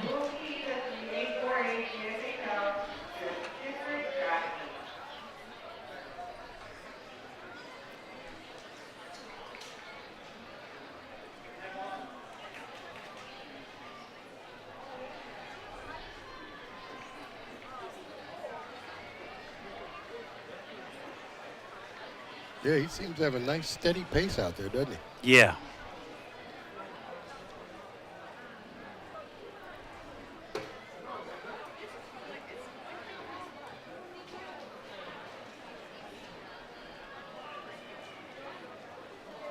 Trying to leaf back through some results from yesterday.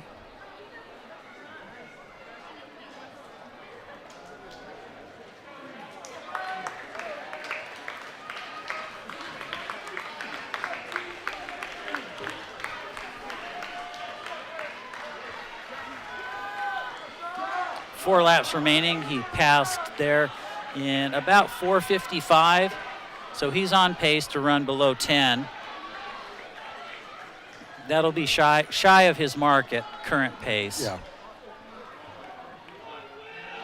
But, you know, you heard Will Foster, who won the shot put, wasn't trying to lay it all out there, just qualifying for regionals. So that could be a strategy here. Not that we haven't seen some astounding PRs the last couple days.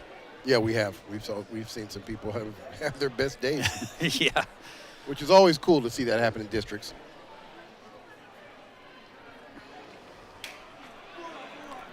You know, and as a track coach, when you think about all the training you put in from the beginning of the season till now, and to have athletes PRing and this late in the season, you kind of feel like you did what you were supposed to do all season. Getting everybody to taper and peak right at the right time. Exactly. So there's the battle for second place. That's Tommy Wise from Prairie and Jesus Rios from Kelso.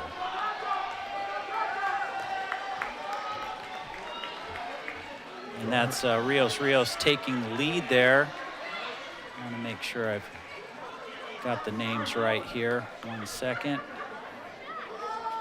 Yes, that is correct.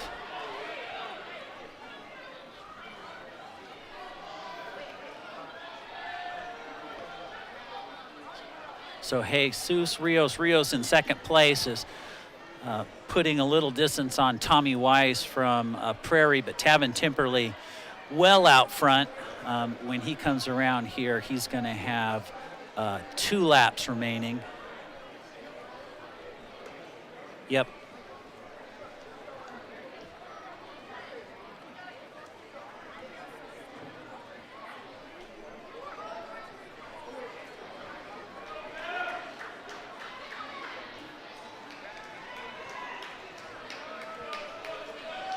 So there's the battle for second and third there. Jesus Rios coming into the home stretch with 2 laps remaining, followed by Tommy Wise from Prairie. And just 2 laps remaining for the gentleman in first place, Tavin Timperley, a freshman from Prairie High School.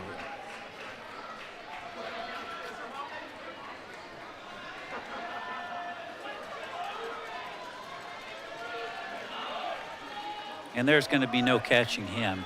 No, not at all.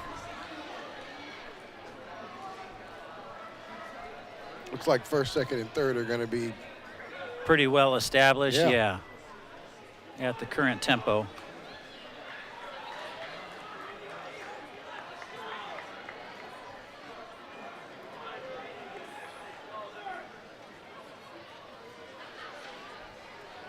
So yesterday, Tavin Timperley won the boys 3A 1600 with a PR, new PR of 4:29.1.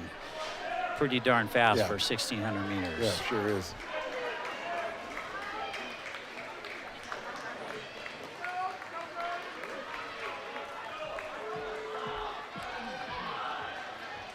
And here is the bell lap for Tavin Timperley.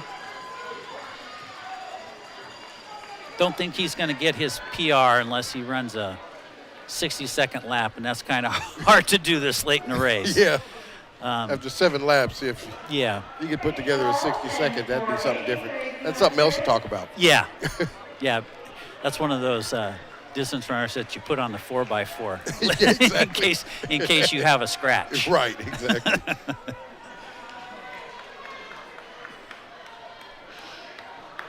So 200 meters to go for the young man who's going to win the boys 3A 3,200 meter run, Tavin Timperley from Prairie High School. So his season best was his seed time. That's his PR, 9:45.55. He's going to fall just shy of that.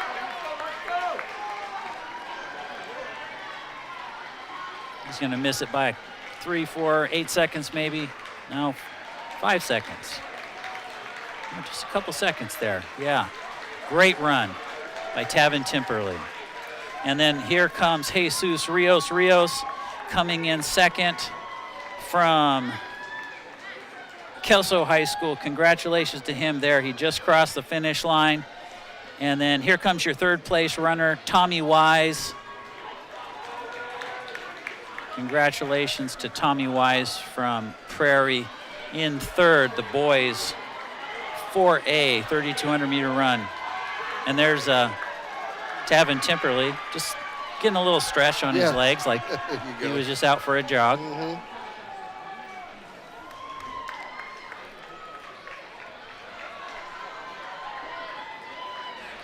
All right, so as we get ready to bring the 4A boys onto the track, I'm going to step aside for a second here.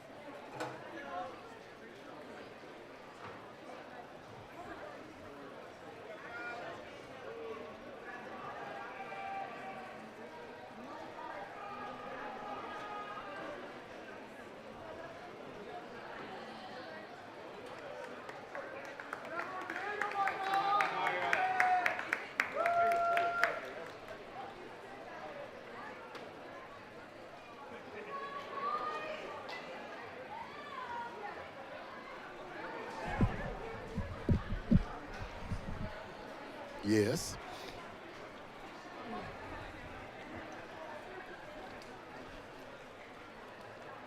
All righty, well, here are the 4A boys. 3,200 meter race here for.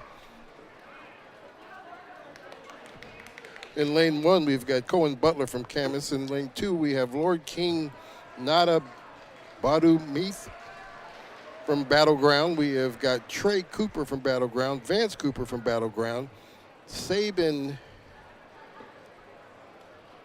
Katovas from Union. Then we've got Peyton Jones, Camas. In lane 6, Mario Solorian, Union. Bradley Harris, Union, lane 8. Jaden Jones, Camas, lane 9. Nathan Brotherton from Camas. Hero Sims from Union and Sterling Sutton from Battleground. I took it upon myself to go round up an interview that I really want. So Okay, did you find him? I think I did. A good deal.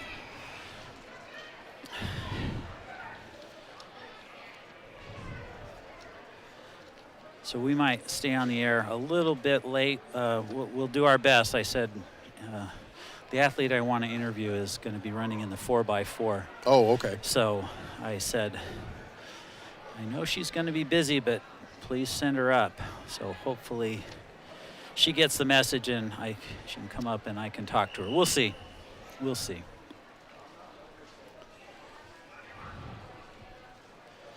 All right, and we're off.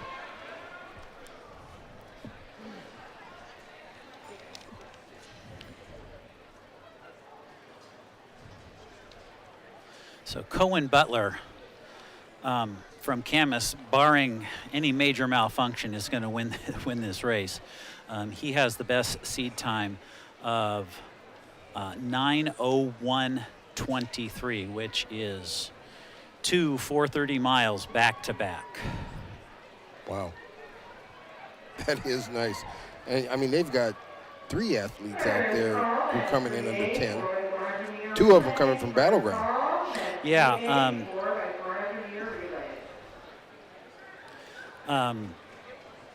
The Battleground runner who is just off Cohen Butler's shoulder is just a sophomore, and he had a couple outstanding races last year as a freshman. That's Lord King Nanabaduwea. Mouthful of a name, but really great runner, and he's just a sophomore. I see from Battleground there also that's going to be his teammate, I believe, Trey Copper or Vance Copper. My guess would be they're related.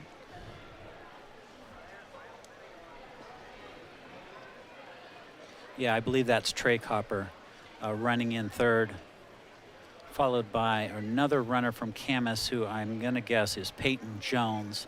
Won't know for sure until I can get a look at their bib numbers as they cross back into the home stretch view.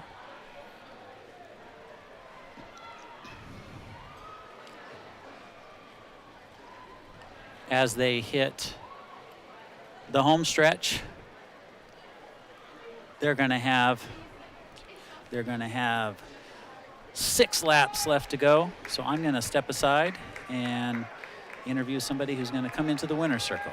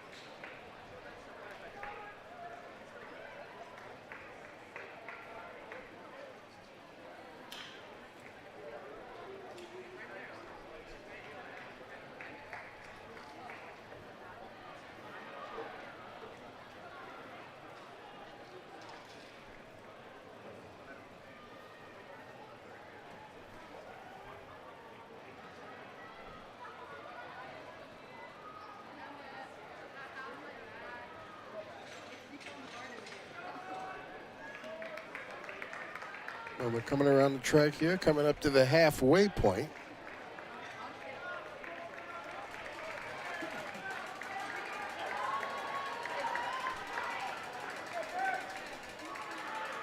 Cohen Butler still out front, and right at about 3 high 20s coming across, so a pretty good pace here.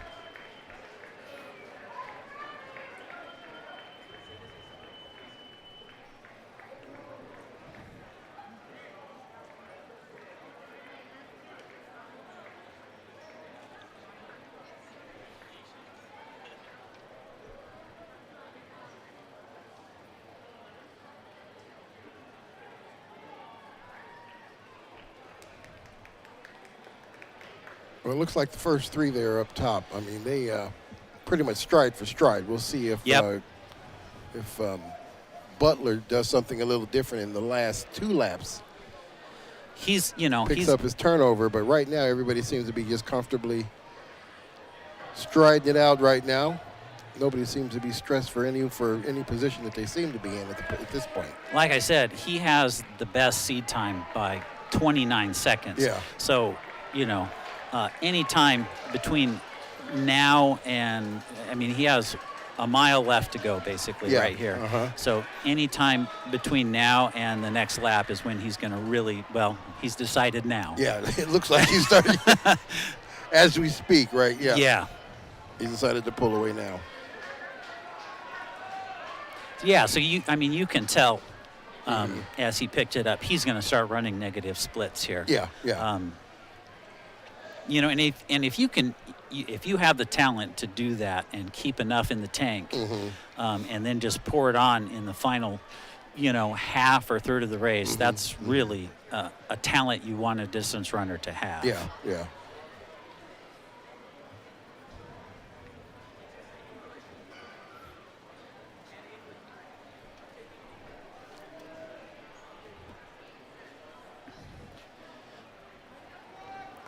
And that is still Lord King Nanabadawea from Battleground, still trying to hang on.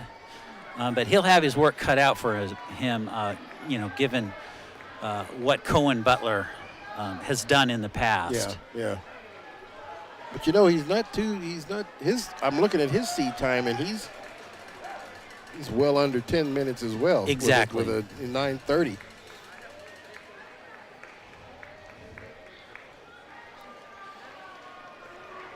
Cohen Butler, a junior, Nanu Badawea, a sophomore, but he's not losing contact really. Not really. He kind of let him loose a little bit out there. We'll see if he just kind of stays there, or see him kind of close it as he gets closer to the end, just to have a better time for himself, if not. And just out of frame, Trey Copper is in third. There's a great shot as Cohen Butler comes into the home stretch. When he crosses the line here, he will have 800 meters left to go.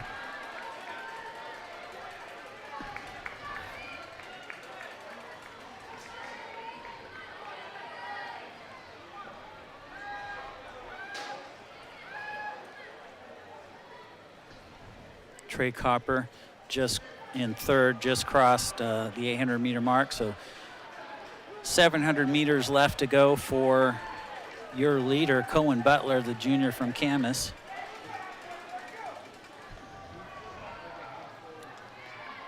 Once he gets closer to this last lap, I'll have a better grasp on how close he is to his best time of 9:01.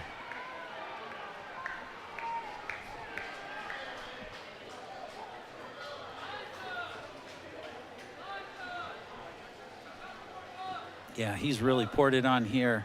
Yeah, he sure has. And he's pretty much broken contact with Nana Badawea from Battleground.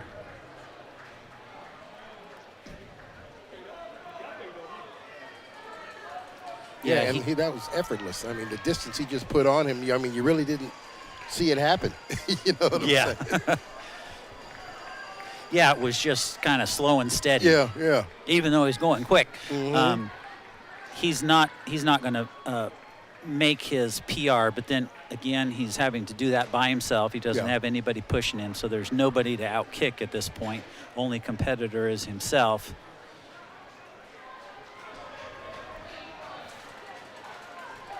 And he's got a good 50 or more meters on the second place runner.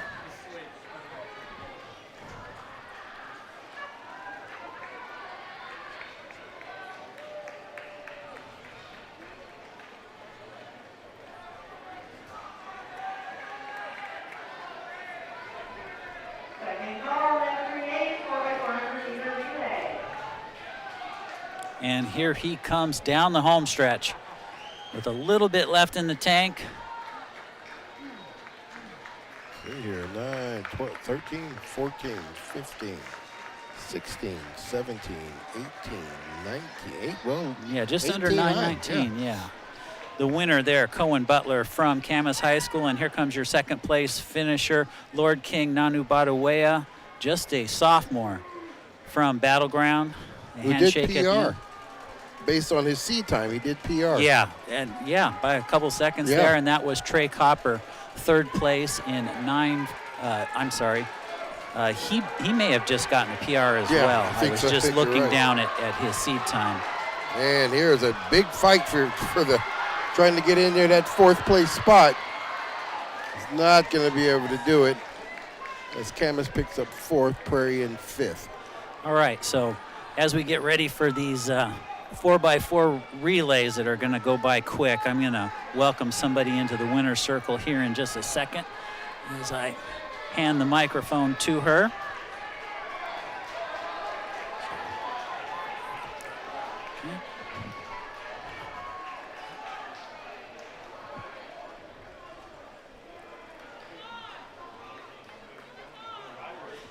Thank you, everyone, for watching day 2 of our Greater St. Helens League Track and Field Championships. I am so happy to welcome Yana Tichenko from Prairie High School into the winner's circle, the winner of the 3A girls triple jump and the long jump. Let's talk about your triple jump mark first. 34 feet 1 inch. That's a new PR for you. Yes, it is. Did you get that on your first jump? It was my third jump. Third jump. Did you scratch the first two? No? I didn't scratch a single jump. No, not at all. But it was on your final jump that you took it. Yes. Okay. How about the long jump? That was today, right? Yes. Long jump was today, and that was 16 feet 5 inches? Yes. And was that a PR as well? No. No, just shy. Yes. Okay.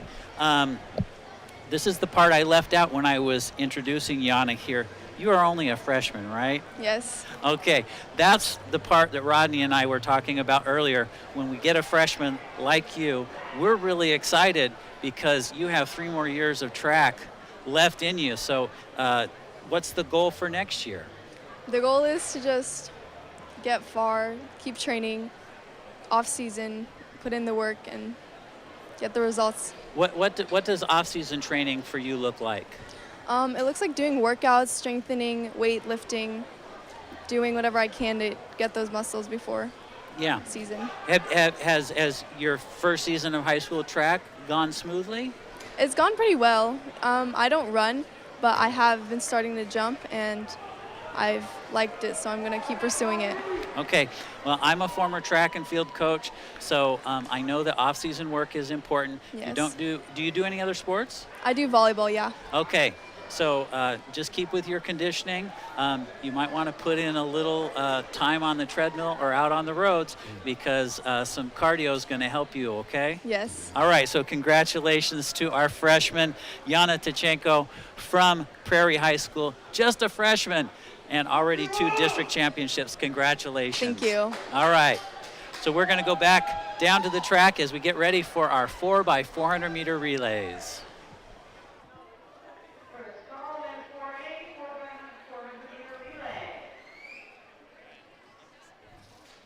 Yeah, that's cool, isn't it? Yeah, just a freshman. I mean, we've been talking about it for the last 2 days about how young the winners are and our talent is.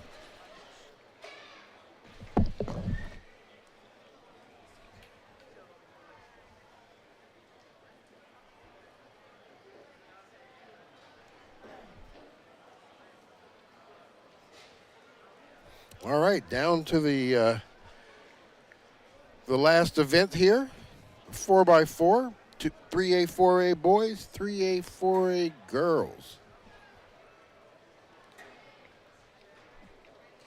Lane assignments there. Kelso, lane 3. Prairie, lane 4. Heritage, lane 5. And Shelton, lane 6. Does it look like Evergreen fielded a 4x4 team this year for districts? Oh, that I was like, well, why am I missing somebody?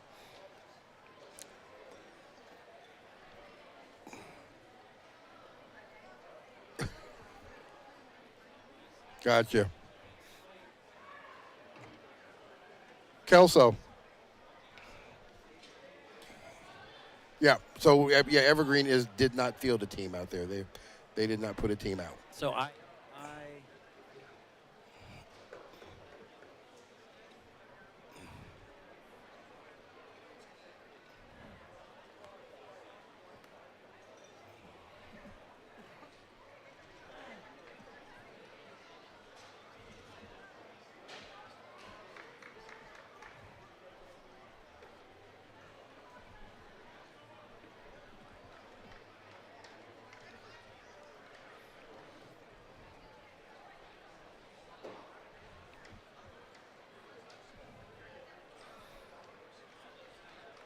Alrighty, teams here in the blocks. 4x4 3A race about to start.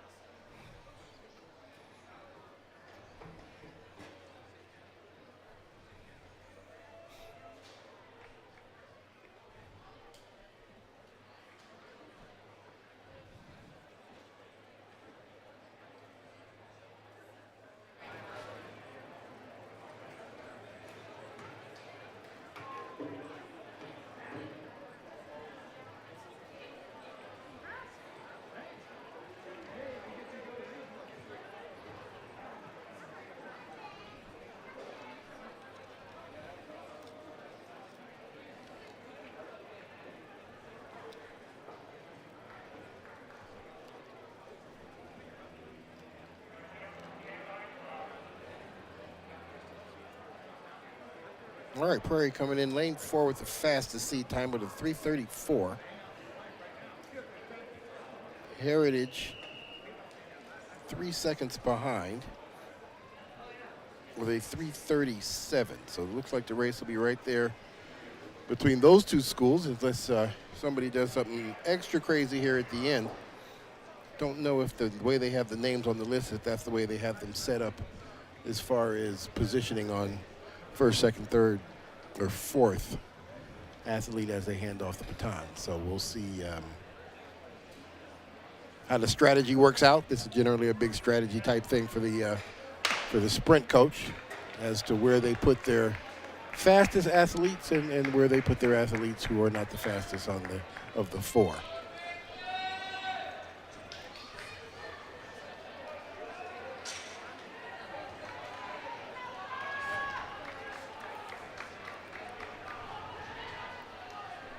Heritage making the first big move first.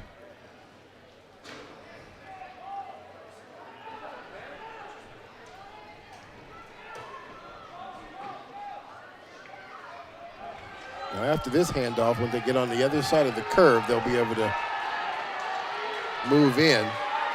Looks like we're going to have a race down the back, down the oh, they're going to get the baton at the same time, aren't they? And there we go. That makes for a real good race. We'll see how they come around the track here. This race can be real tricky in the cold, can it? Yeah, yeah. All right, as everybody moves down to the inside lane. He's trying to get to the inside, and Heritage steps in there and takes off again. Looks like he went into another gear. We'll see if he's able to hold on to that on the around the back here.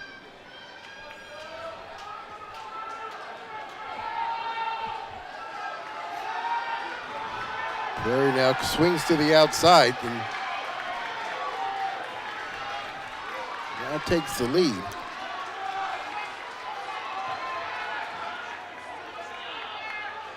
Clean handoffs between the two.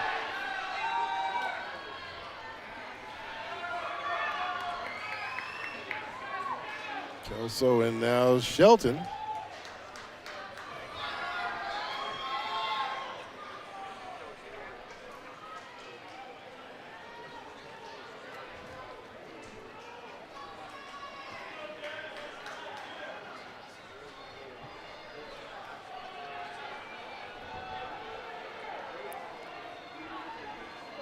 There's Heritage taking over the lead as they come into the home stretch. Yeah, that's pretty cool to take them on the curve like that. That's bold. That takes a little bit extra, don't it? Yes, it does. Yes, it does. It looks like it worked out for him. Nice, nice split there for that young man. 4:40 left is actually the time with 1 lap left to go. So we'll see here.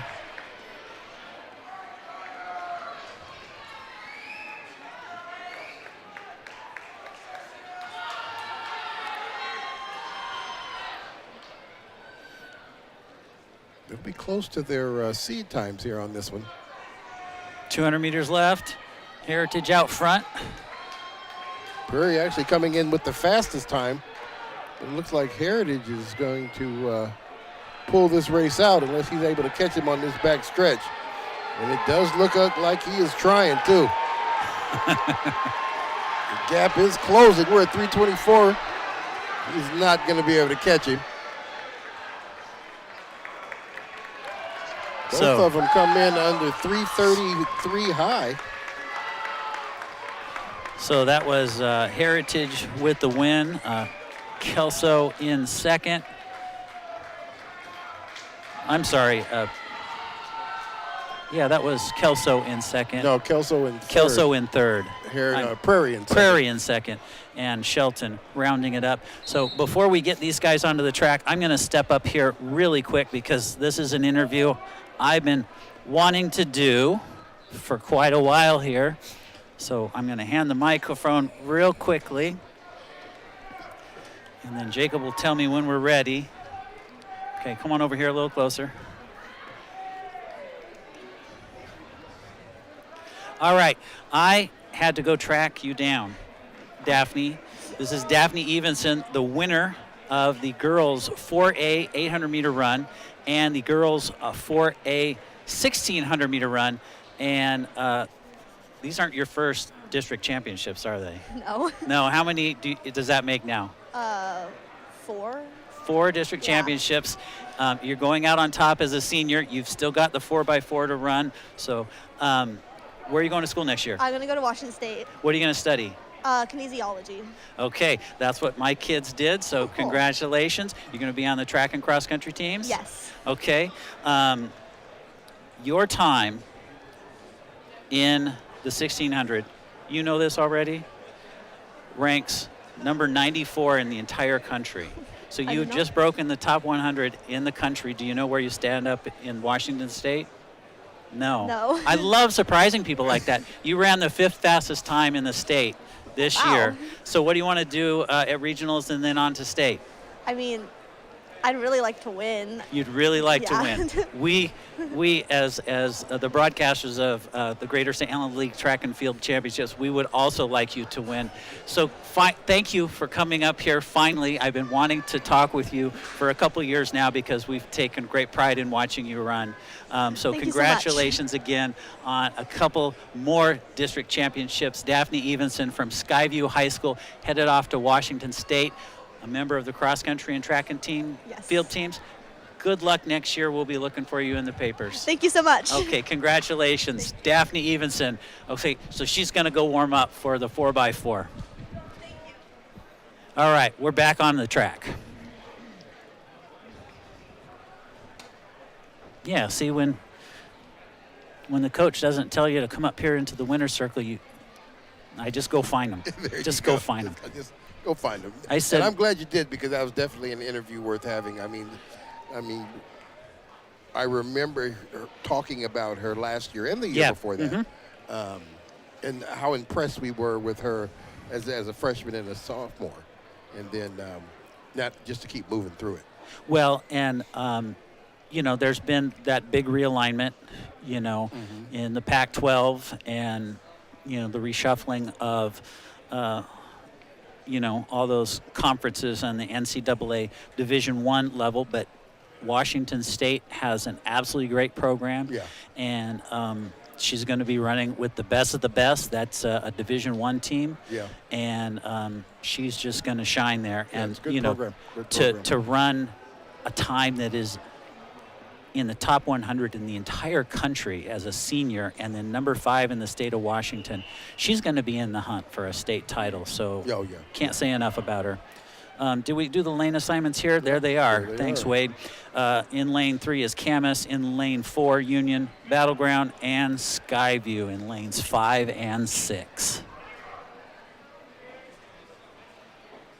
Yeah, we let go of Daphne Evenson just in time for her to finish her warm-ups and get down there on the track for her race. And Union coming in with the best time in this group with a 3:24. Battleground 3:33. Camas 3:36, and Skyview with a 3:48.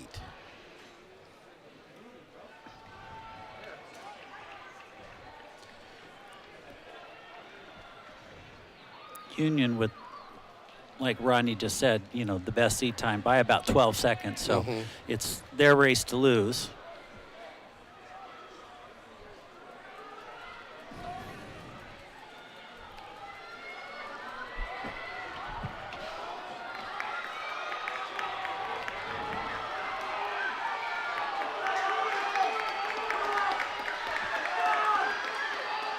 Like they're coming in pretty tight here, Union and Skyview. Yeah, pretty. And Battleground, everybody. So everybody. Crowded handoff. Yeah. Well, and there goes Union. Out quick. They're going to be first to the inside there.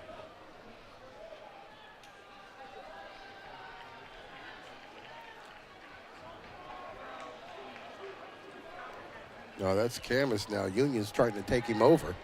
Oh, okay, yeah.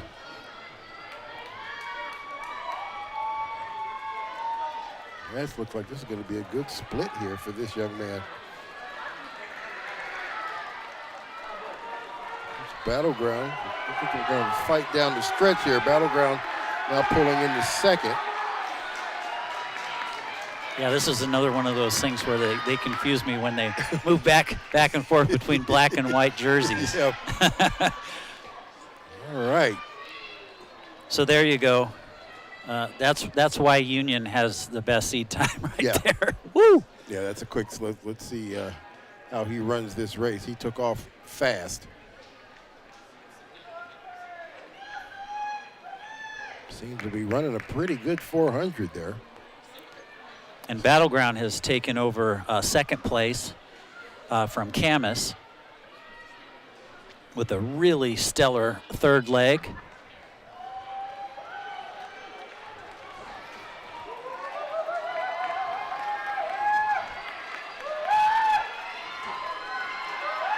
Well run 400 there by Union.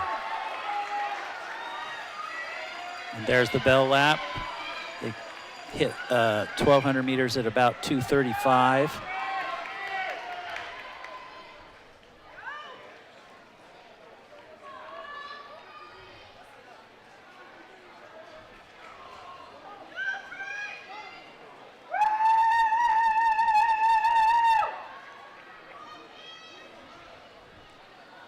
Mark right at 3 minutes. That Camas runner in that battle for second, trying to bridge the gap, but I don't think there's going to be enough real estate left to make it happen. But here comes your winner, the boys 4A 4x400 meter run. It looks like a 3:25 high, possibly. Yeah, that'll be just shy of their season best. Yeah. Battleground second, Camas third, and Skyview rounding it out.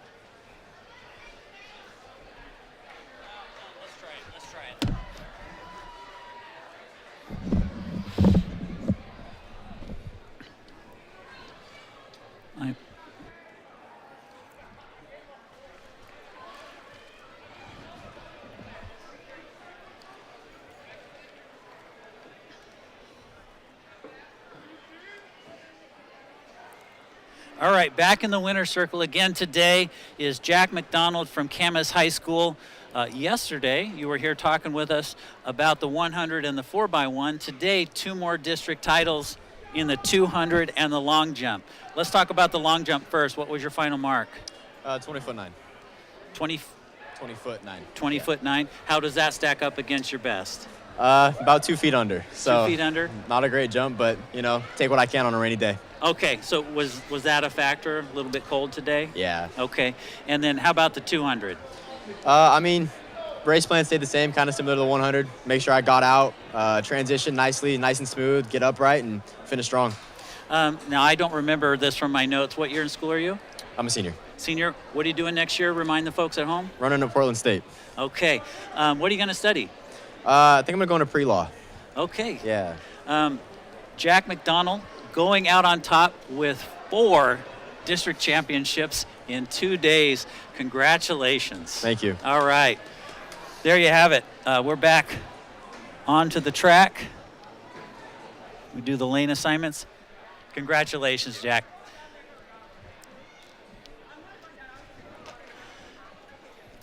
All right, there are the lane assignments for the 4x4 3A.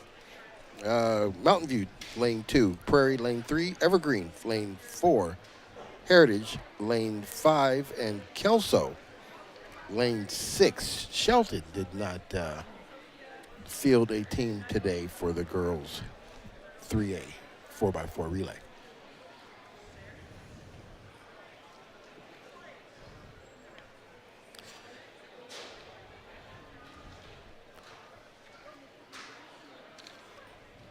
So Evergreen with the best seed time here. And we have Destiny Sconyers in there, the middle distance runner in there, running a leg for Evergreen. I think she's slated to run the anchor leg if we go by what we have here. So with her speed, we watch her final laps in a couple of these races. She's still got stuff left in the tank. Yeah, she sure really does. talented She sure athlete, does. just a freshman.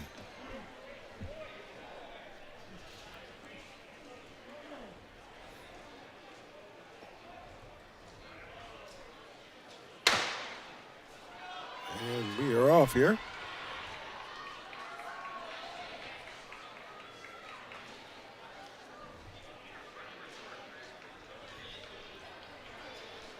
That's Heritage first to the cones, getting to the inside of the track.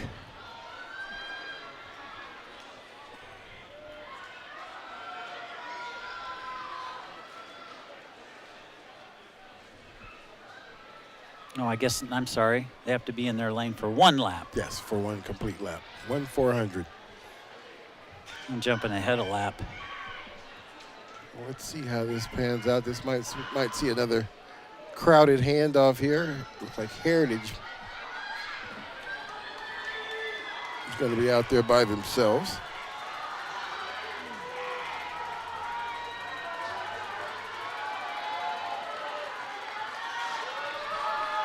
They do have the second fastest time, so we see how that plans out for them. And handoff here at Prairie. Evergreen looks like that the way they're moving that they're going to take the lead, and she does. Evergreen seed time a good 14 seconds faster than the next, 12 seconds faster than the next closest team.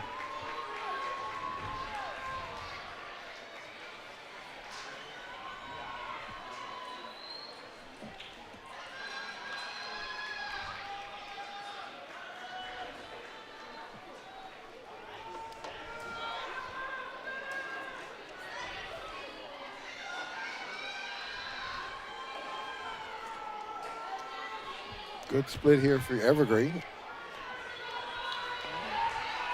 Kind of stretch everything out. Here comes Heritage trying to catch Prairie here on this last leg.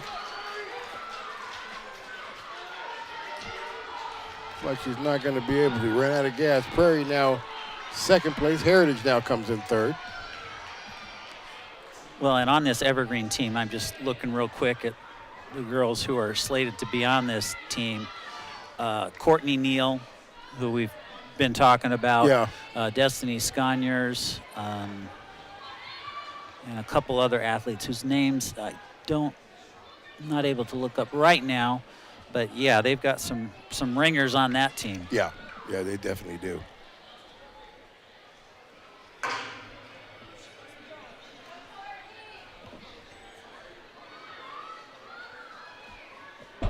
This actually looks like that might be Courtney running the anchor. I think so, yeah. And I think if that's Courtney running the anchor, I think Destiny running the No, that's second. Courtney right there. Right, yes. That's Courtney right there. Yeah.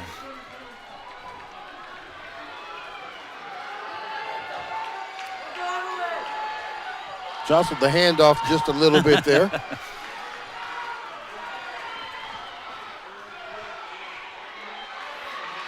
Prairie in second and Heritage in third. See if Heritage is going to be able to make up some ground here on Prairie on this last lap. Their times are just 2 seconds off each other. Just a real commanding lead there from Evergreen. Yeah, it sure is. Let's see, 4:25.75.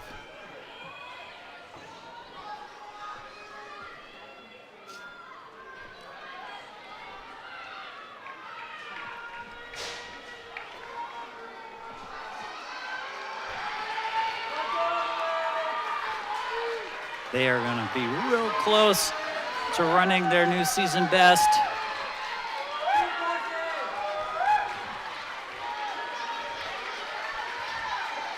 Run through the tape. Oh, 24.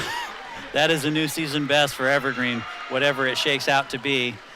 Prairie in second, Heritage in third. It's going to be Kelso in fourth.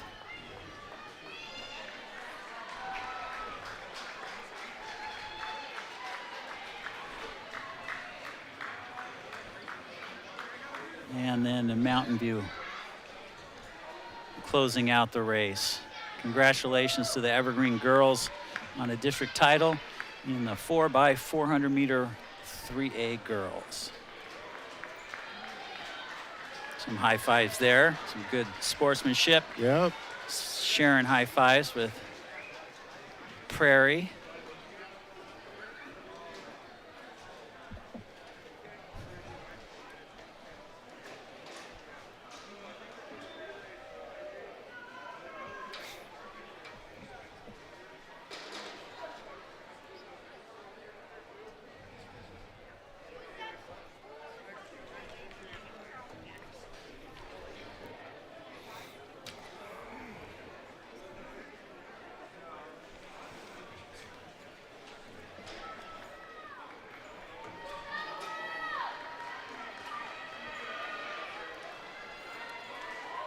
Alrighty, event 20 of today, the final event. And there are the lane assignments.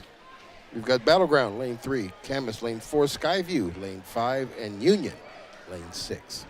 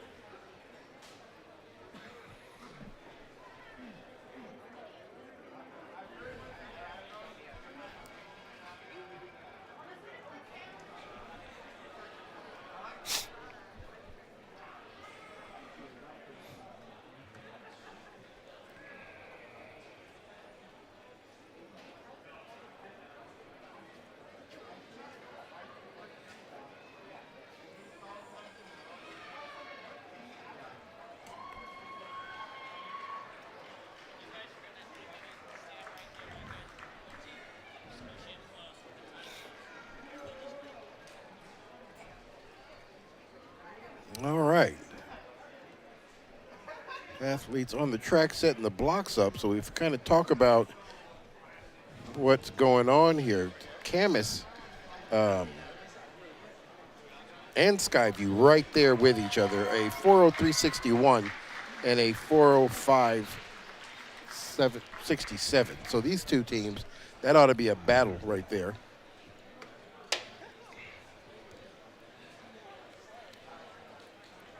Let's see here. So we got Elisa Marshall going up against. Oh yeah, this is going to be a race. Yeah, you know, when the girls can get close to dipping under 4 minutes, you know they're screaming. Yeah. And they're real close to that. Yeah, yeah. Yeah. Let's see if they push each other to both of them doing something special here for the last race of the night. So I'm going to go ahead and watch the race from over here, Rodney. Okay. And when we're done, these guys will step out and we'll say goodnight.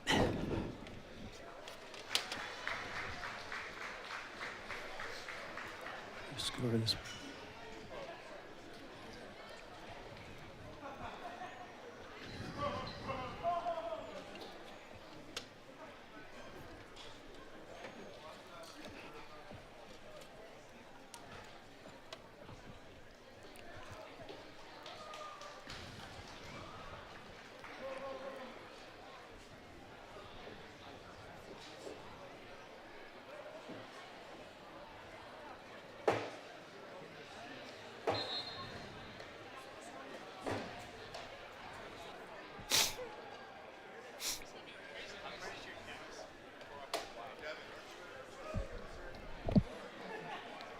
Okay, there they go into their blocks. Yeah, they are. We have the gun is up. Final race of the night. 4A girls, 4x4 relay.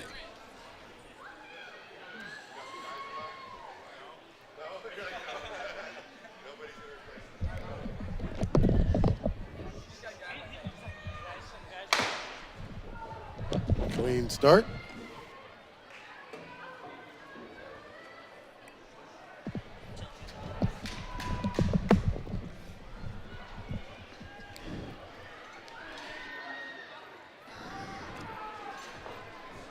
Looks like that Skyview already making up the stagger a little bit there on the back straightaway.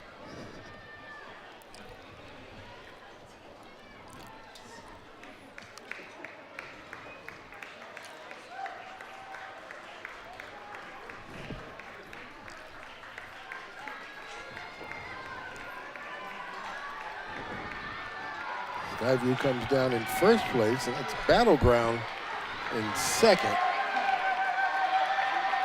And that was Skyview with the fastest seed time, right, Rodney? Yep, yep. Oh, that's Camus. Yep, yeah, that was them. Camus now, good handoffs on both teams.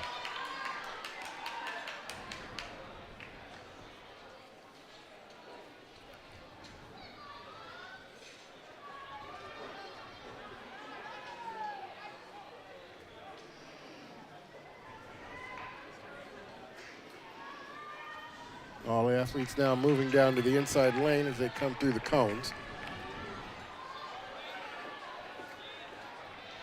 Skyview Camus Battleground Union.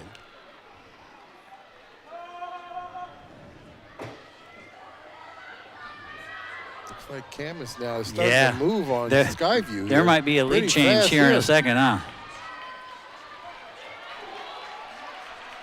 Like she's going to swing to the outside and try to pass her. See if she's able to. Yeah, she'll be able to. We're going to battle for this one. Well, Camus now takes the lead. You said this was going to be a race between Camus and Skyview, and there it is. Camus with the better time by just a second and a half coming in. But this really is anybody's race. Yeah, it sure is.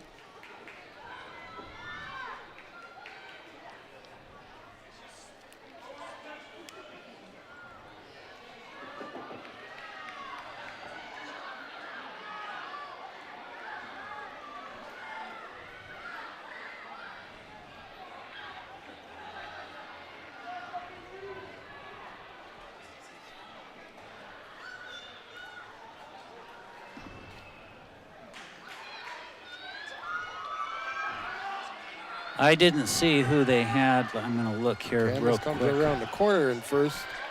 Skyview trying to move, not going to be able to. This is going to be a Skyview's got to put together a very good big split to And this is win here. So here we go. And this may be, I believe, Deco Varubius running the anchor for Skyview, and she can move, but I don't know that that's going to be enough real estate to make up. But she's going to try.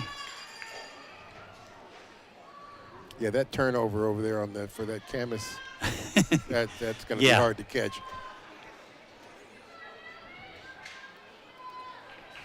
.200 meters left to go. The girls 4A, 4x4.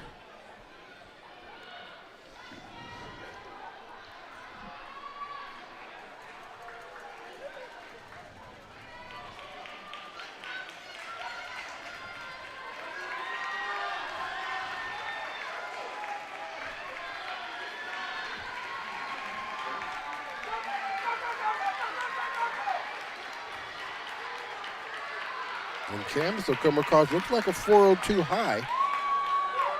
Skyview, I believe both of those were season best for those two teams. Yeah. Pretty close to it, at least for close to Skyview. Camus definitely. By maybe half a second or so. So I'm going to step over here into the winner's circle one last time, and then Rodney, you'll join me here. Alrighty.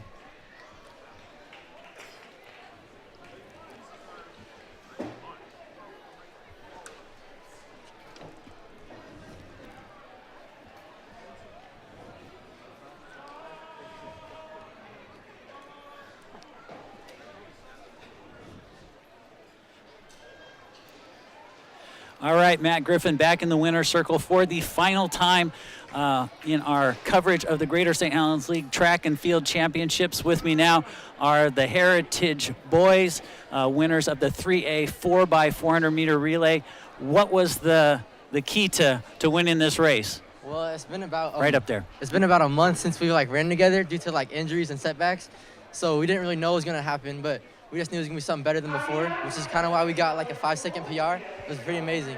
And I noticed this was your season best. Yeah. How long have the four of you been running together as a team? We started at the beginning of the year, but like I said, for a month we haven't ran together yet because we've had other subs and just people injured. Okay.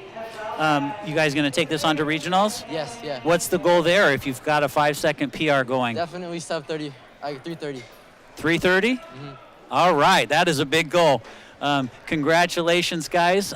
Congratulations and good luck at regionals, and we'll hope to see all of you who aren't seniors back here again for another district title next year. Of course, thank you. All right, congratulations. You guys slide off that way. And then Rodney joins me. Yes. We did it. We made it 2 days. Another in the cold. In the wind. Not as windy today. No, that was good. And that I don't think as cold. Yeah. No, actually, it was much better today than it was yesterday. The cloud cover, and the wind just really helped us out a lot. And so, is that somebody over there for the winner's circle? Okay, we're going to do this one more time. I'm going to step to the side, and Rodney, you do this. Come on, we'll do this on live TV. We don't have a pre-interview. Step right here. All righty. So you get to hold that. We're going to do this live right here. So go ahead and tell everybody your name and what event you won today. I'm Anthony Kepler. I did the high jump, and I took first for it. All right. And what was the your height? I took 6'2". 6'2". Was that a PR? No, my PR is 6'6". Oh, okay. Whoa. Well, the weather was not really conducive for a 6'6" today. Pretty bad weather. Yeah. Actually, I did see you jump a little, and I was wondering what it was when I saw you go over to 6'2". So yeah, that was pretty impressive for the rain and the wind that we dealt with today. Yeah. So congratulations for making it to regionals. Let me ask one more question. What year in school are you? I'm a senior. So what are you going to do next year? I was going to go to the Air Force Academy for football, but I couldn't get my SAT, so I'm taking a year back, and I'm going to go to JUCO. Okay. I'm going to Shasta, which is in Redding, Cali. Okay, Yeah, I know that's exactly a where good that is. school. Jocelyn, that's a good JUCO program. Yeah, you gonna do track and field down there? They want me to. Okay. I'm still in the process of thinking about it. 'Cause Okay. I know I want to go for football. Okay. But I'm not too sure about track yet. Well, we both said at the same time that's a good junior college. Yeah. And so keep at it, and we'll cheer you on whatever comes next. Yeah, thank you. Okay, congratulations. Congratulations. Thank you. Okay, so I'll take this from you. You step out, and then we have somebody else. Is this somebody else for the winner's circle? Okay, we're gonna do this live. Let's do it. Come on in. Come on in. You step here in the middle. Okay. We don't have time for a pre-interview. You take this microphone. Tell us who you are and what you won. Yeah. Hi, my name is Cone Butler. I won the 4A boys 3,200 meters today. How'd your race go? We watched it. It looked pretty commanding. Yes, it was definitely a very strong race on my part. We were all going out there. Kind of the top three are established going into the race, so we were all kind of just having fun. But it was a good race nonetheless. Remind folks at home what year in school you are. I'm a junior this year. Okay, so what are you going to do next year? As far as time-wise, I mean, you're heading to regionals, but what are you going to do time-wise your senior year? My PR right now is 9:01, so I'm hoping to break 9 this season. And so just trying to get as far into 9 as I can senior year would be really awesome. Yeah. Okay, so we'll look for you next year, Cohen. We sure will. Back in the winner circle. We'll be back here again, and we hope to see you next year. Thank you so All much. right, congratulations. Thank you. All right. I'm looking around. I think we're good. I think we're good. Okay. Two more days of. Is this more people coming? It I is. don't want to. I don't know. want to cut anybody off. You guys here for Is this Courtney? Come here, Courtney. Come on. We've been looking for you all day anyway. I love doing this. This isn't as many people as lined up last year. Right. But this is good. Come on in here, Courtney. You hold this. Well, you were on that team too. Come on in here. Come on in. Yeah. Come on. We only got 2 of the relay team up here. They already went home. So let's talk about the relay first. So tell everybody this is the Evergreen 3A girls 4x4 team, the winners, to talk about the race. Different team, and then we started training with this one, and it got a lot better, and we all put the work in, so we deserve the win. There you go. We deserve to win. I like that. I like that a lot. For warm-ups, That's a good attitude. We were a little late warming up, off time, and then so we had to focus. Back up towards your mouth. Oh, sorry. There you go. You're good. We had to focus, and our first leg we were in 3rd place, and then Destiny came. She put us in the lead by a good amount, and then I came, put us in the lead, and then our anchor just really finished it off strongly. It was very good. Okay, so I want you to hand this to Destiny because I was bragging about you a lot yesterday. Yeah, you sure were. You don't know this because you didn't come up here, but tell me about your 1,600 meter win yesterday. I feel really good about it. I started the season with like 6:03s, and this was my first season ever running the mile. Okay. So I made a lot of improvement, and at the end I was getting really nervous I was going to lose, but I pulled it out. Yeah, and so what's it like having somebody like Claire to train with? You're just a freshman, she's leaving, senior, yeah. but what's it been like having an older student like that to train with? I love it. Claire's like really inspirational. She's our big sister of the team, and that's who I really look up to. And I felt bad that I had beat her, but she made sure to let me know that that's what she wanted me to do, and she made me feel really good about it. Well, I'll tell you what, I was also bragging about Claire. She's got some district titles. There's plenty to go around, and if you put in the work, you deserve the win. So don't feel bad about that. Claire's a big girl. She knows that people win races all the time. Yeah. So there's always another race, always another race. Always another race. Congratulations, Destiny. Congratulations, Courtney. And Courtney, give it to Courtney now. Let's talk about, because Courtney didn't come up here yesterday and she won the hurdles, the 100 hurdles, and she also won the 300 hurdles. So first, well, congratulations on the win on both. Thank you. Courtney, also a freshman here. So one of the things that we talked about is the cool thing is all you young athletes, and you guys are out here just crushing it, and you're just going to make Clark County something to talk about for a long time. So that's a very cool thing. But with that being said, congratulations. Talk to us about the 100-yard meters first. The 100 meter, I was really trying to focus on my trail leg, and I was sad missing my other biggest competitor from Mountain View. Yeah. I think she's out due to an injury, but yeah, I was working on 7-stepping for that, so I was trying to focus on that. I got it, and yeah. You did. I mean, you looked good going down the track. So congratulations on the 100. Now talk a little bit about the 300. 300? Man, I was tired. It was a good race. I felt really nice about it. I PR'd by a few like 0.05. Yeah, good. So I feel very good about That's it. enough. Whatever it takes, right? Whatever it takes. Well, I'm glad that we were able to get you both up here before we get into the show. Congratulations to both of you. Evergreen 4x4, Evergreen 1600, Evergreen 100-meter hurdles, Evergreen 300-meter hurdles. Congratulations, girl. That's the future of Evergreen track and field sports here. Congratulations. Thank you so much. Thank All you. right, you guys. That is so awesome. Yeah, that is. Yeah, that is. we talked about that over and over again.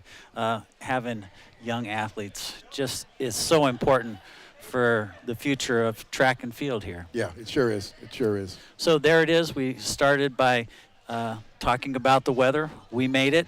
Thank you, everybody at home, for watching, whether it's on Comcast or our Evergreen Public Schools YouTube channel.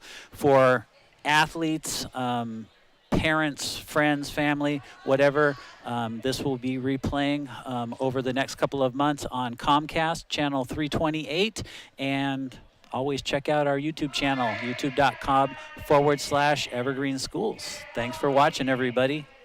Thank you.